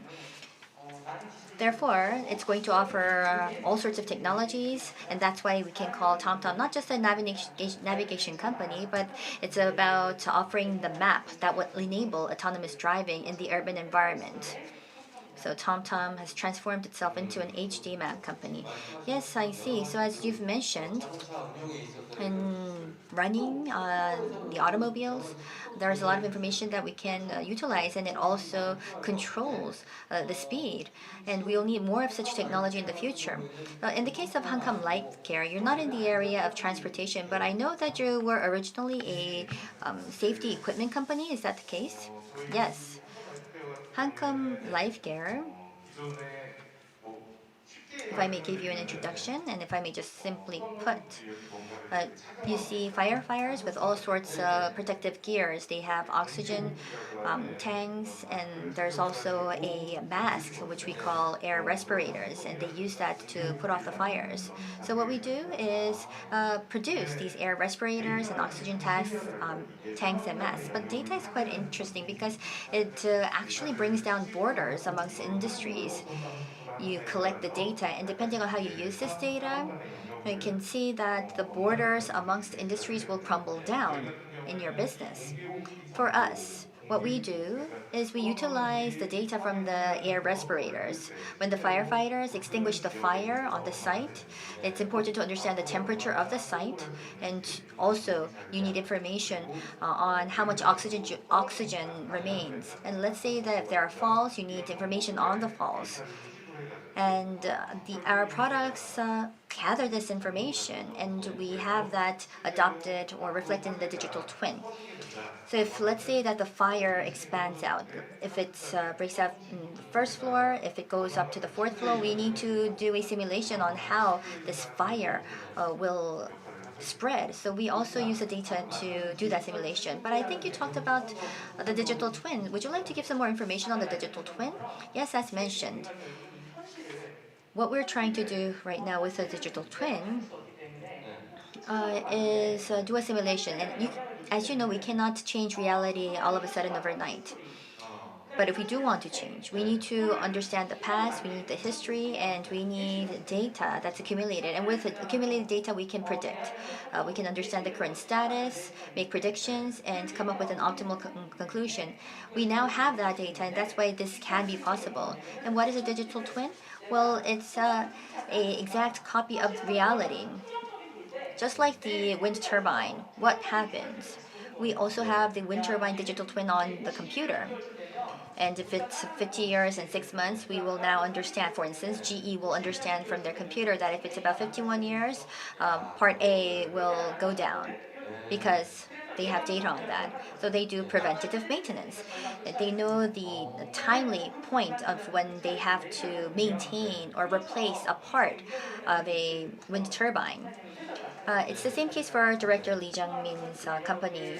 They produce firefighting air respirators and protective equipment, but what they do is use data from these products. And rather than just having this in 2D, if we have 3D, it helps us better understanding. So the digital twin is 3D. We have dashboards, we provide information to the customers, and we can use this for urban planning as well as managing the city. Director Im, do you have anything else to add? Yes, Professor Yu really explained this very well. There is a company that utilizes digital twin technology. That company is known as QPix. And what this company does is that it utilizes digital twin technology and apply it to construction sites. So you don't have to go directly. There's a lot of cameras that you can utilize, and the data is visualized data. So even though you're not there at the site, you are able to identify the current status of development and construction there. And this really makes the whole process very efficient. And I understand that there are many users here in Korea and overseas as well. So what you can do is that after you finish the construction, you can actually look into the building and you understand how many beams went into it and etc. So it's very useful.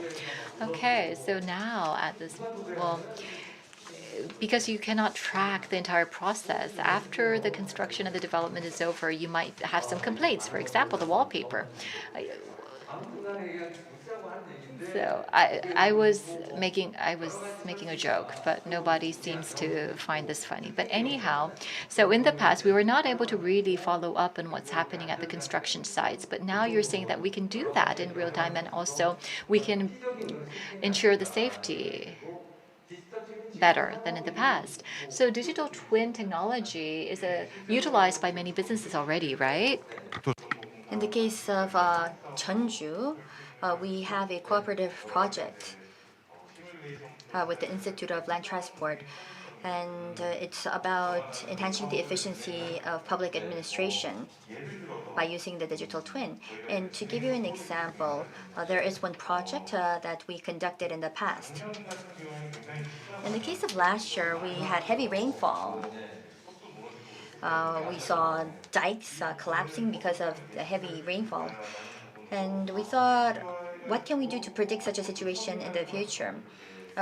So what happened was we did a 3D modeling of the Jeonju stream or the Jeonju River. So there was a sensor that was installed to understand the level of the stream, for instance. And not only that, meteorological information on precipitation, for instance, was also keyed into the system to identify when we will be seeing flooding of the Jeonju stream. So such simulation was also conducted. So this is just one example, but there are a lot of services that can be offered by utilizing the digital twin. I can see that it's quite interesting.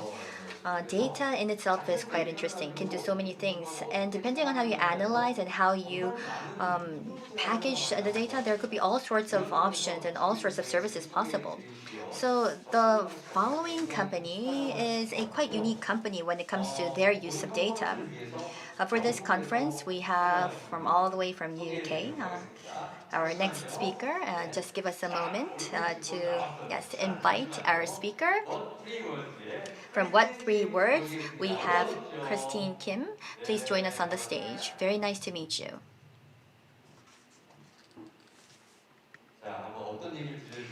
Yes, thank you. So you're all the way from the UK. Your presentation, please.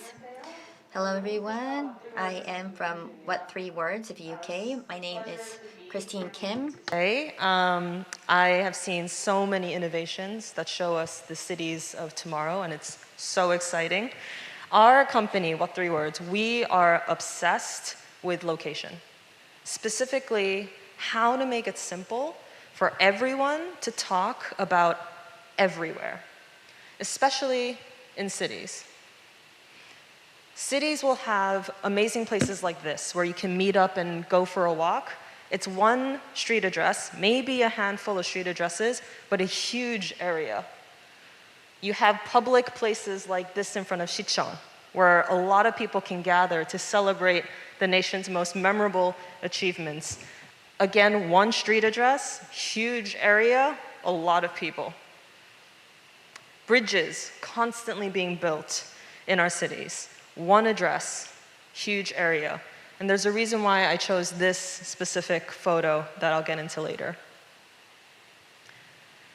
You have other methods of mobility that are just carpeting our cities. These don't even have street addresses.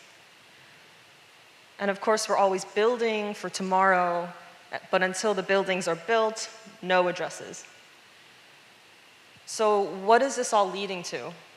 One of the problems that cities face is that the existing addressing systems that we have aren't smart enough for the digital age we live in today. Pins drop right in the middle of the building. They don't help you find exact entrances. GPS coordinates are precise, but they're confusing. I have never heard anyone say this to me. Usually we say, meet me in front of the Starbucks across from my hotel. Humans like words. We speak with words. And so at What Three Words, the question we wanted to answer is, how do you make it simple for everyone to talk about everywhere, no matter where you are in the world? Our team divided the entire world into 3 by 3 meter squares and labeled every single square with a 3-word address. So for example, I am speaking to you at 일상, 상관, 뻔히. But if I were to move a little bit over here, sorry, the GPS isn't working too well because we're indoors. How about if I move a little backward, enter your space a little? 예. I'm speaking to you at 반쪽, 성냥, 당시. These are addresses, 3-word addresses, and they do not change. So now we've taken the precision of GPS coordinates and made it into something that humans can interact with so easily. So now, if I'm meeting my friend at Cheonggyecheon, I can tell her to meet me at Eopon Soryang Sontit. If you're a public official and you're in charge of public safety at huge events, you can call an ambulance straight to Boksunga Wanchi Chigwon. We are working with emergency response teams in the US and the UK, saving lives every day because they're using precise 3-word addresses to get exactly to where a caller is when they're in danger, especially on the highway or on bridges, so that they can save lives faster. And of course, we have partners who are providing smart mobility transportation methods. They're telling customers exactly where to go to find service points. Our partners in construction and public utilities are keeping their engineers and their workers safe by making sure that if they're in danger, they can give a 3-word address, or if they need to fix something along a long pipeline, they can go exactly to where something's cracked and fix it. We're a global standard. We're available in over 50 languages, and we're used by thousands of businesses and organizations worldwide, actually including TomTom, who you just heard from before mine. In Korea, one of our biggest partners is actually Kakao Map, and you can use What Three Words inside Kakao Map if you're a user. You just press for 1 second anywhere on the screen, you'll see W3W pop up, and then you'll see the 3-word address that you can navigate to or share with your friends. In Mercedes-Benz, you can speak a 3-word address, and it'll take you exactly where you need to go. Hosts on TripAdvisor, Josu Tteokbokki and so many other businesses around the world are giving three-word addresses to people to help them find their locations more comfortably and faster. Three-word addresses are incredibly flexible. You can put them into any location system that you already have because we have simple APIs and SDKs that can integrate just right in. And as we grow and our partners are using us for a variety of use cases, our hope and our goal is that as cities get smarter, the way in which we talk about location gets smarter as well. Thank you. 네, 감사합니다. 우리 Yes, thank you very much, Christine Kim. It's a great pleasure to meet you, and you may now take your seats. And once she's in her seat, we would like to ask her a couple of questions. So that was a presentation on what three words. We were able to understand some interesting things about the company. So would you like to briefly greet our audience? You can take your time. And Professor Yu, with regard to this presentation, this was quite inspiring. So with regard to these location-based services, you can actually recognize these very small parcels of land, right? 네. Yes, well, this company, this is a well-known company, and I understand that it has received investment of over 150 billion won, and it's working with Kakao and many other Korean companies as well. As it was introduced in the presentation, I think that what's at the core of marketing these days is the location information. So where you are and what kind of person is spending how much at what location, I think that is the most important marketing point these days. So because everyone has a mobile gadget in their hands, they provide location data. And as it was mentioned before, you have to be able to show the location in a way that the computer can understand. For example, in the past, well, if we use the navigation, it was difficult to pinpoint a location that's about 800 meters or closer to you. But actually now you can have more accurate location information provided to you. And this company actually does that. And this was something that was impossible using the previous address system. But now it is applying a new system. And as it was mentioned before, the 3x3 grid, well, it's a very small space, but within that space, you can actually provide the accurate location information. It's like, as I mentioned, dividing the land of the world into 57 trillion lots or cells. Now, let's say that we drove here using Gate 2, and when we use a Kakao taxi service, we can hail a taxi exactly to that location, Gate 2. But this company provides three words for you to show to the taxi driver where exactly you are. And so these three words are used to provide the accurate location information. And this can be used for delivery or calling a taxi or many other uses. Why don't you introduce yourself, Ms. Christine Kim? 네, 안녕하세요. Hello everyone, I am Christine Kim from What Three Words. I'm not that proficient in Korean, so let me speak in English. Yes, the presentation was very interesting. So in Korea, I would like to understand, can you really use this service in Korea? Absolutely. So where What Three Words is actually helpful is when humans come into the equation. One of the things that I found incredible about this country, my country, that I love to boast about when I leave is that our technological advancements are so advanced that sometimes you don't need humans to communicate at all. Sometimes it's all from machine to machine to machine. In that case, I'll be very honest, What Three Words is not useful because machines like numbers. I think someone here mentioned before, they like zeros and ones, right? But humans don't like numbers. So if at any point in the workflow, a human wants to give a location, we would rather use words. Yes, I see. So then, Professor, any questions? Well, she mentioned about the technological related aspects as well, but the machines, it expresses everything in numbers, 0 or 1. But actually, human beings, we really don't understand numbers. If it's expressed in 0 and 1, it's difficult for the people to understand. So everything is provided in words. But when it comes to the technological solution, are there any other technological solutions that can be provided by your company? So our solution is actually very simple. I think it's the ways in which you can use the solution in a variety of different verticals. So for example, we have partners in logistics and delivery because if you think about it, you're constantly moving your fleets across different networks and to get to different fulfillment centers. These fulfillment centers are huge. So then how you make sure that your truck driver goes to the proper loading area instead of entering a gate and then not knowing where to go or walking 14 minutes instead of 4 because he could have parked closer. So we actually ran a pilot test with Mercedes and DPD, which is a global logistics company. What 3 words as instructions versus just pins or I think street addresses as instructions. We were able to increase efficiency by at least 15% because the driver using what 3 words was able to go exactly where he needed to go. We have use cases in food delivery. Outside, you want to sit along the hangang and then you want to enjoy a good time with your friends. The delivery driver can go straight to you instead of asking you to pick it up at a destination that you have to leave your friends for. There's many more examples, but I know we're probably short on time, so I'll stick with those.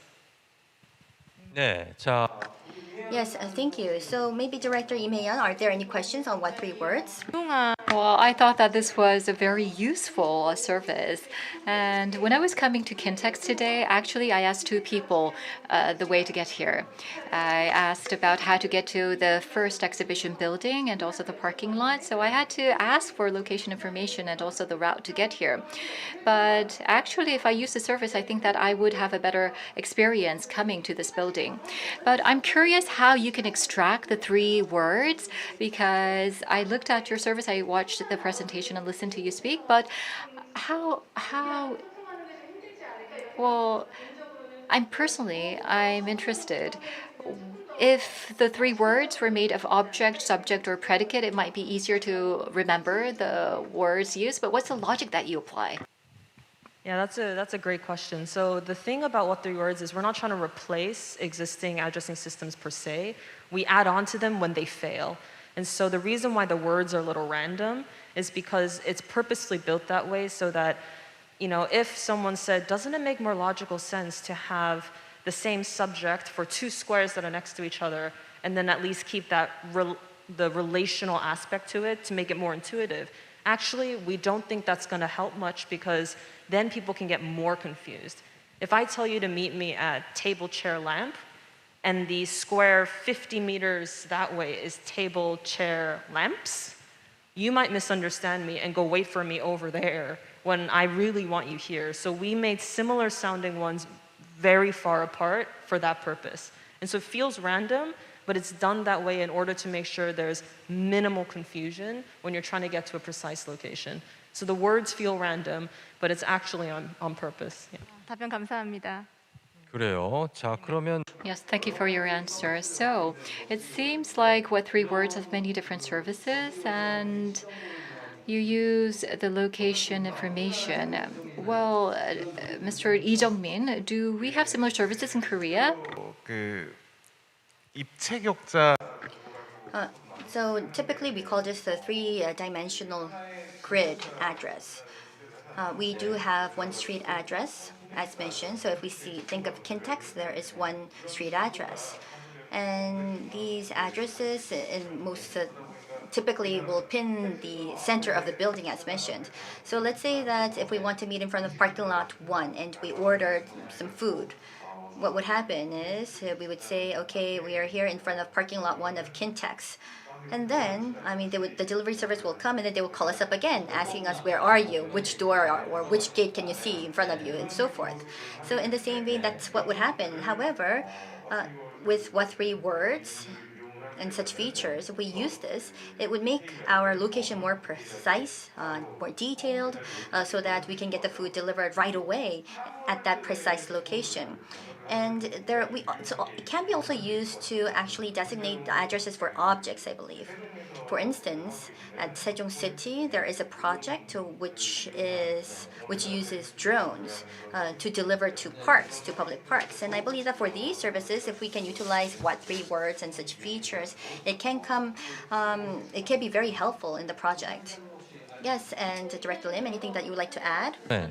Yes, already many cases have been introduced, but I understand that recently Neighbor has applied the AI-based location information to its engine for neighbor reservations. So, along with the field of interest of the user, the location information of the user is combined together to recommend some places or the venues for that user to visit. Yes, so What Three Words gave a very interesting presentation, and why don't we continue our talk with Ms. Christine Kim joining us. And if you have any comments related to the topic that we're discussing, please dive in at any time.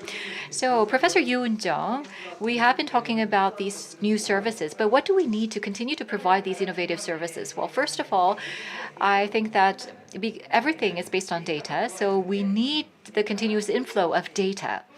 Continuous data at the right time. And we can have real-time data, but we need the data to come at the right timing. So we need the continuous flow of data.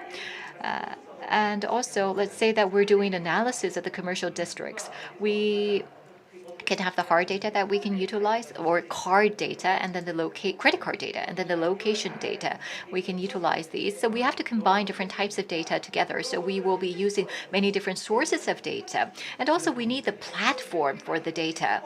So we have the data hub and the data trading centers, or the data trading exchanges. And I understand that the Shanghai Data Exchange will be introduced through a presentation. Yes?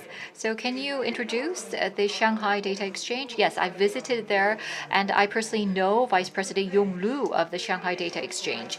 The Shanghai Data Exchange, well, of course, it's located in Shanghai, and also is working with many universities to provide the data, and also it utilizes a lot of city data that it has collected to deal with transport issues, for example, and tackle environmental issues, for example.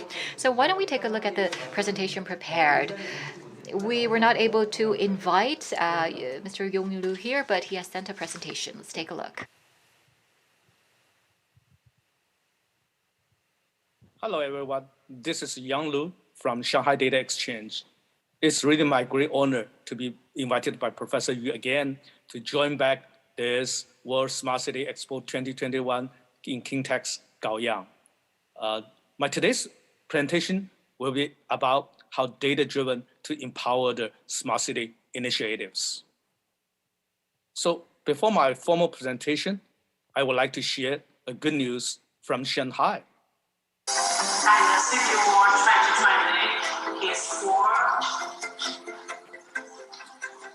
Shanghai.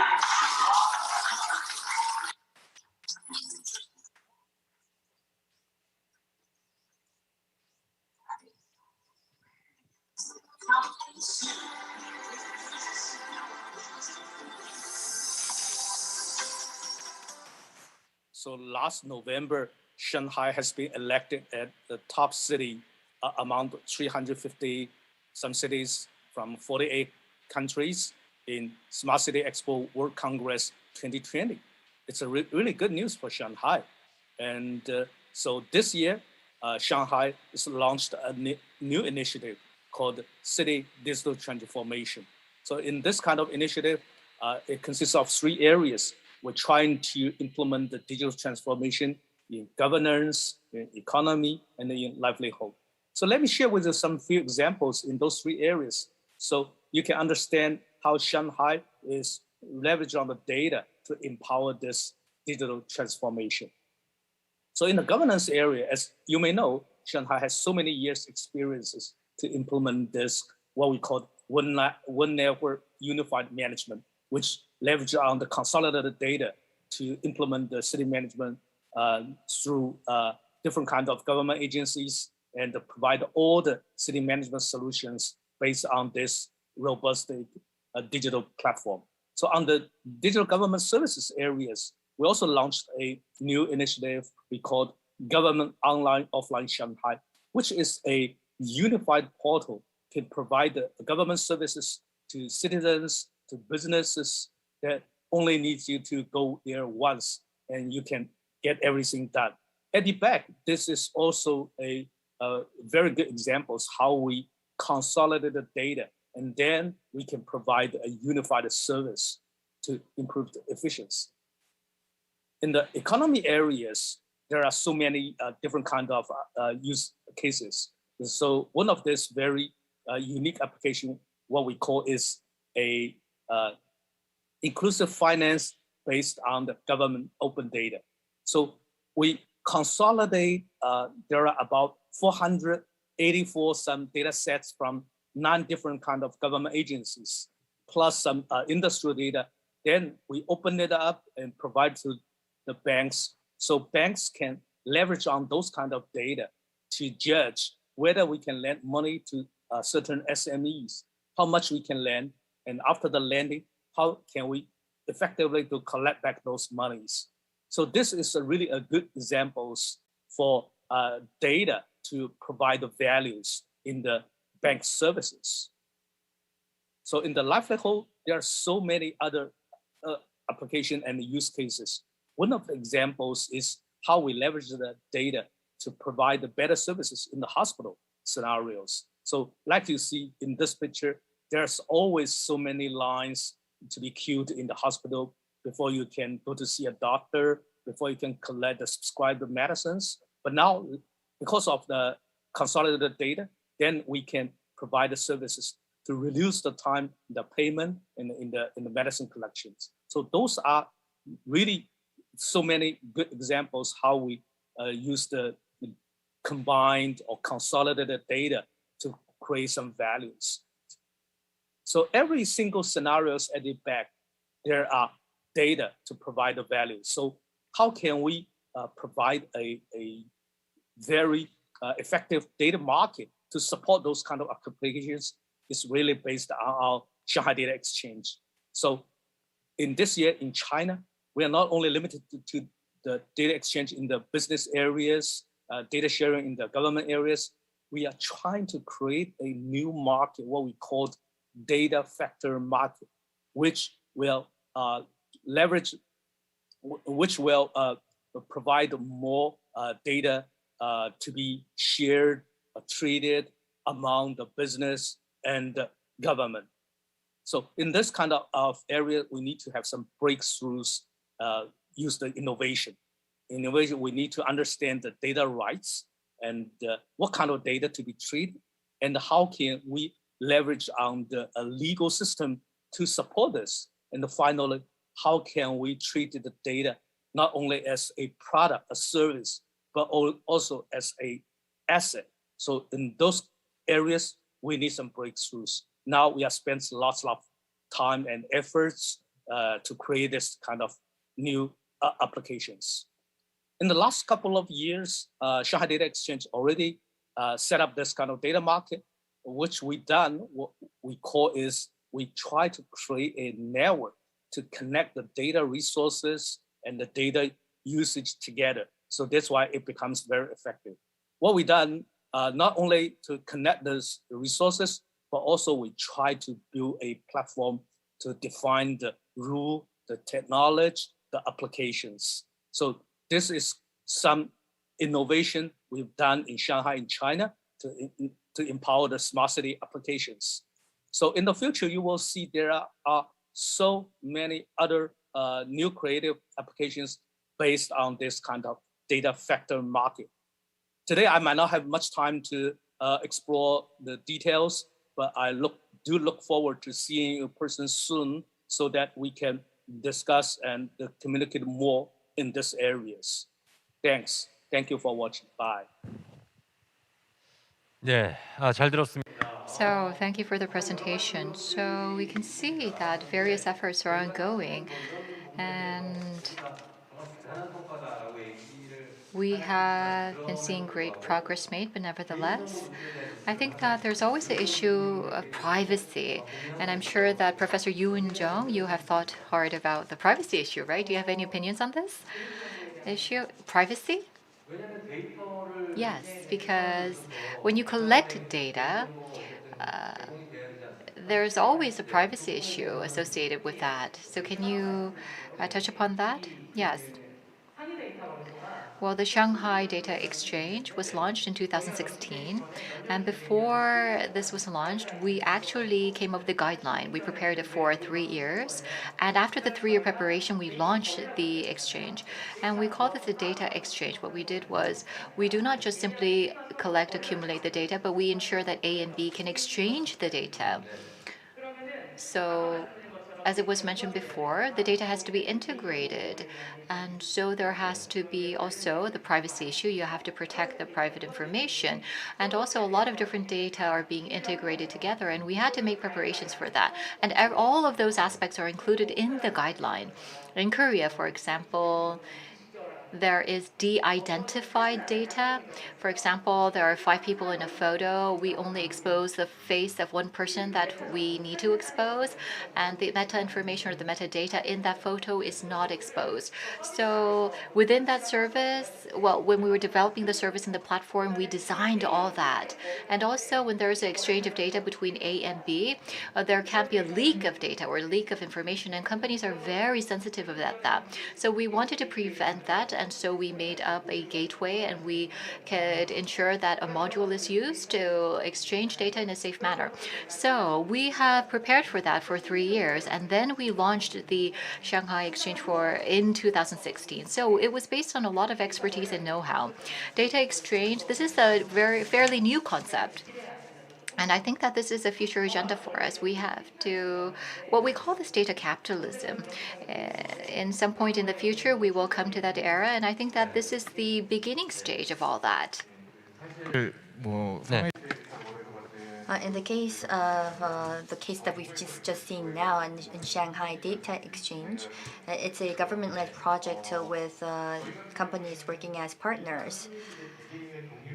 But for us, what happens is we seek consent from the citizens to use their data, and we offer services based on the data. So there is a pilot program that we're doing right now, and can I just share with you that information on how this is done, on how we use citizens' data based on their consent. This is the Smart Receipt Project. Typically, if we think of a Smart Receipt Project, what happens is we always get a receipt when we buy something, when there's a transaction. And in the past, so we had receipts more than, I think, dollars or won in our wallets. So many receipts. And the data on those receipts, we thought that there may be some way to utilize this, to have this transported to the smartphone application. I mentioned that in order to have citizens use the data, we need 4 steps along the way. What we would do here is to first convert the receipts, the information on the receipts, into data. And if you look at the receipts, as you can see here on the screen, it indicates the address of the store and a lot of many pieces of information.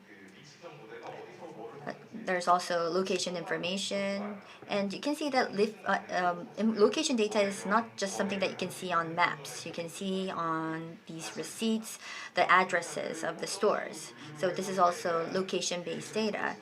So first we planned out how we're going to use this data and what we're going to use this data for. And after we did that, we started to collect the receipts. Through these transaction terminals, whichever payment terminal it may be, if there was a transaction, a receipt will be issued, and all of this information was gathered. And once we do collect this information, we call this data. It's converted into data, and we are using this data for services.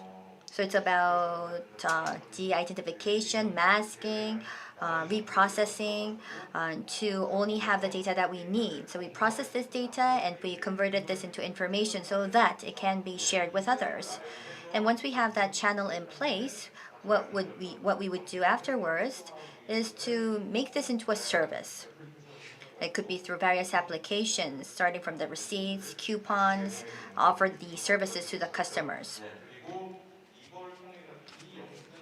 And based on this receipt data and information, there could be some future services possible, because of course we need to converge data, but we can make this into intelligent services where, for instance, I have 3 kids and my youngest is currently in 1st grade. Well, yes, it's very challenging, by the way. I see. I see you're having a rough time. Yes, yes, you have three. Well, are they all boys? All boys? I think, well, they're like boys, but I do have a daughter. Sorry, I was taken off guard. All of a sudden, I'm thinking of my kids. And so, boys or girls? You don't remember? Oh no, you're really confused. Uh-oh. I think I had a daughter, I think. So, yes.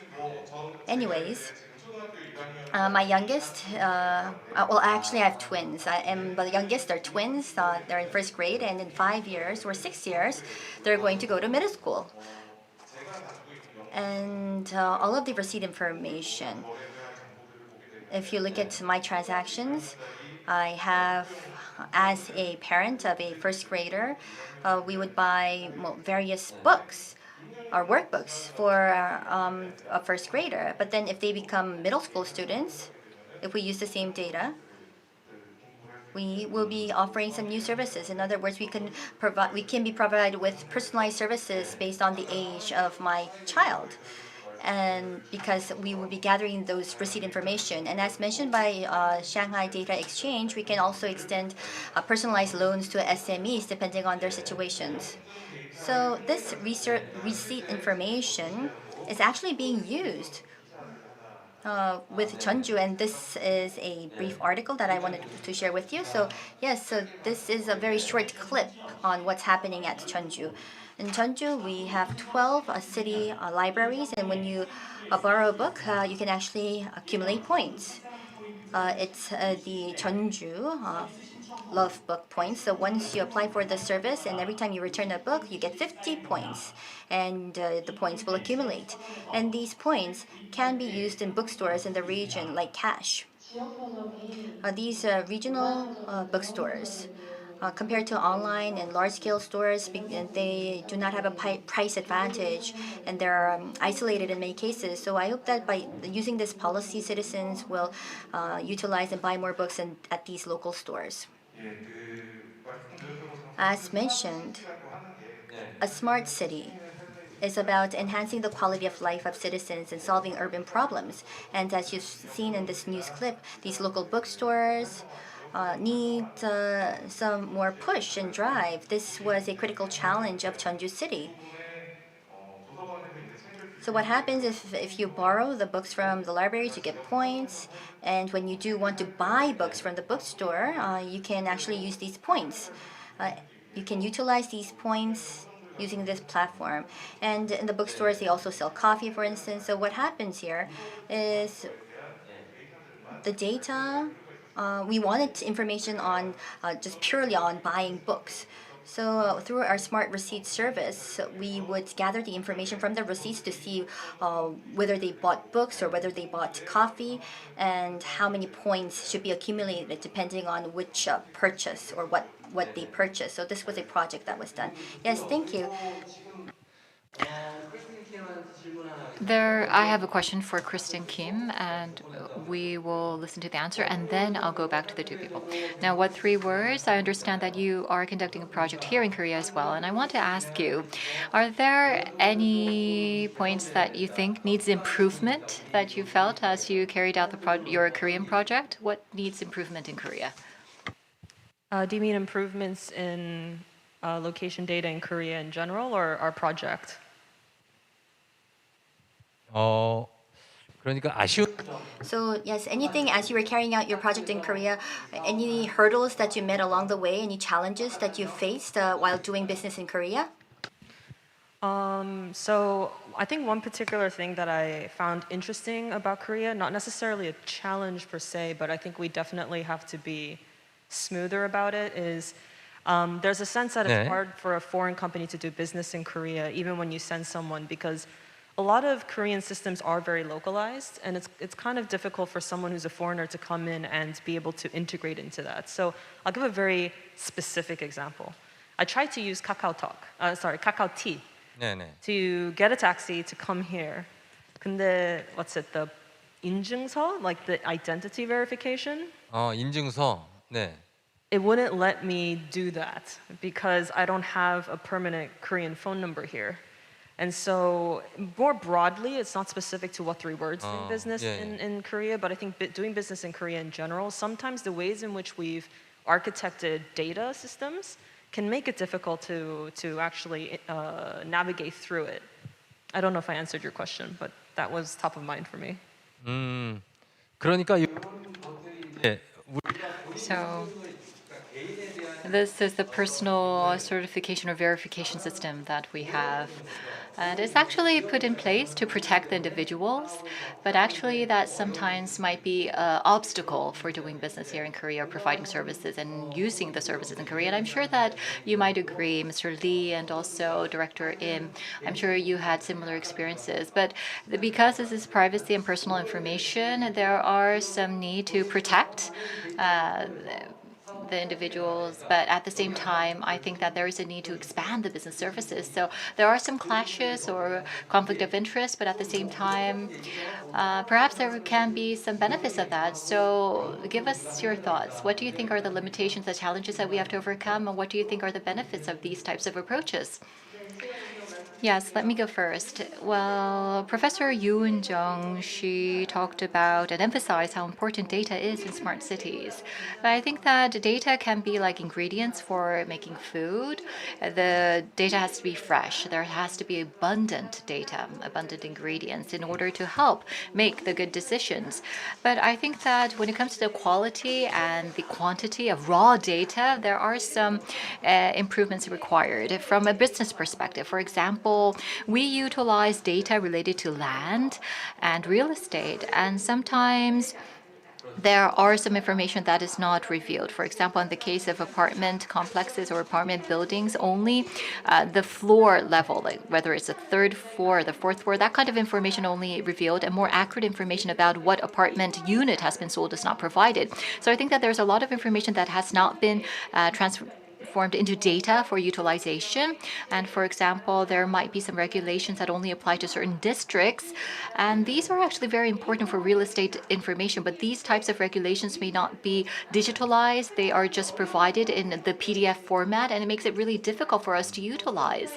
So I think that there has to be an improvement in the data quality, and also there has to be there are some errors that we can find in the data provided by the public sector, and we have to take care of that as well. And that will help businesses better utilize data. Okay, so any thoughts on this, Professor Yu, if you can summarize? Yes. Well, I think that that was a very good example and case that Director Im mentioned. And Christine, she talked about the certification issue. Well, in Korea, I understand that we have a lot of data, but there's abundant data. But actually, the problem is that there is not enough in-depth data in Korea. So, for example, it was mentioned by Ms. Lim, but we cannot know exactly what lot of land has been or parcel of land has been traded. So we need that detailed, in-depth data. But actually, it's a bit obscure sometimes. So that has to be improved. And also for the startups, in order for the startups to provide very detailed or targeted services, I think that these types of data, in-depth data, are more important compared to the large corporations in some sense. So sometimes you have to receive the government approval to engage or provide some types of services. The government might say you can provide this type of service, but the other type cannot be approved here in Korea. Now, we talked about mobility, and you know that there was this issue between the mobility service providers against the existing taxi companies. So this actually is something that cannot be resolved. These types of clashes cannot be resolved overnight, but we have to take the time to actually resolve these conflicts of interest. So, Kristen Kim? 그래서 좀 보강. So what do you think, what kind of things do you think should improve in Korea to conduct your programs and businesses in a better fashion in Korea? What should we change in Korea? I think the issue, just kind of connecting all the threads together that everybody's kind of touched upon, the issue of data privacy and the tension of privacy, personal privacy, data sovereignty, and efficiencies I think it all comes together here, right? Because as people from different countries are meeting in person more and more, as we're learning to live with COVID, you are entering environments, in this case smart cities, you're entering environments where your data is going to be taken by different organizations for different purposes, whether you want them to or not in some cases. In other cases, if the smart cities do it well, they will give you information on what they want consent to use your data for. As Director Lee, you mentioned, you ask for consent, explicit informed consent, so I know what I'm giving my data for. This affects the ways in which we interact with each other for business meetings and whatnot. I, for example, when I came in here, I had to give so much data to the Korean government in order to be compliant with the COVID lockdown regulation, self-diagnosing every day, twice.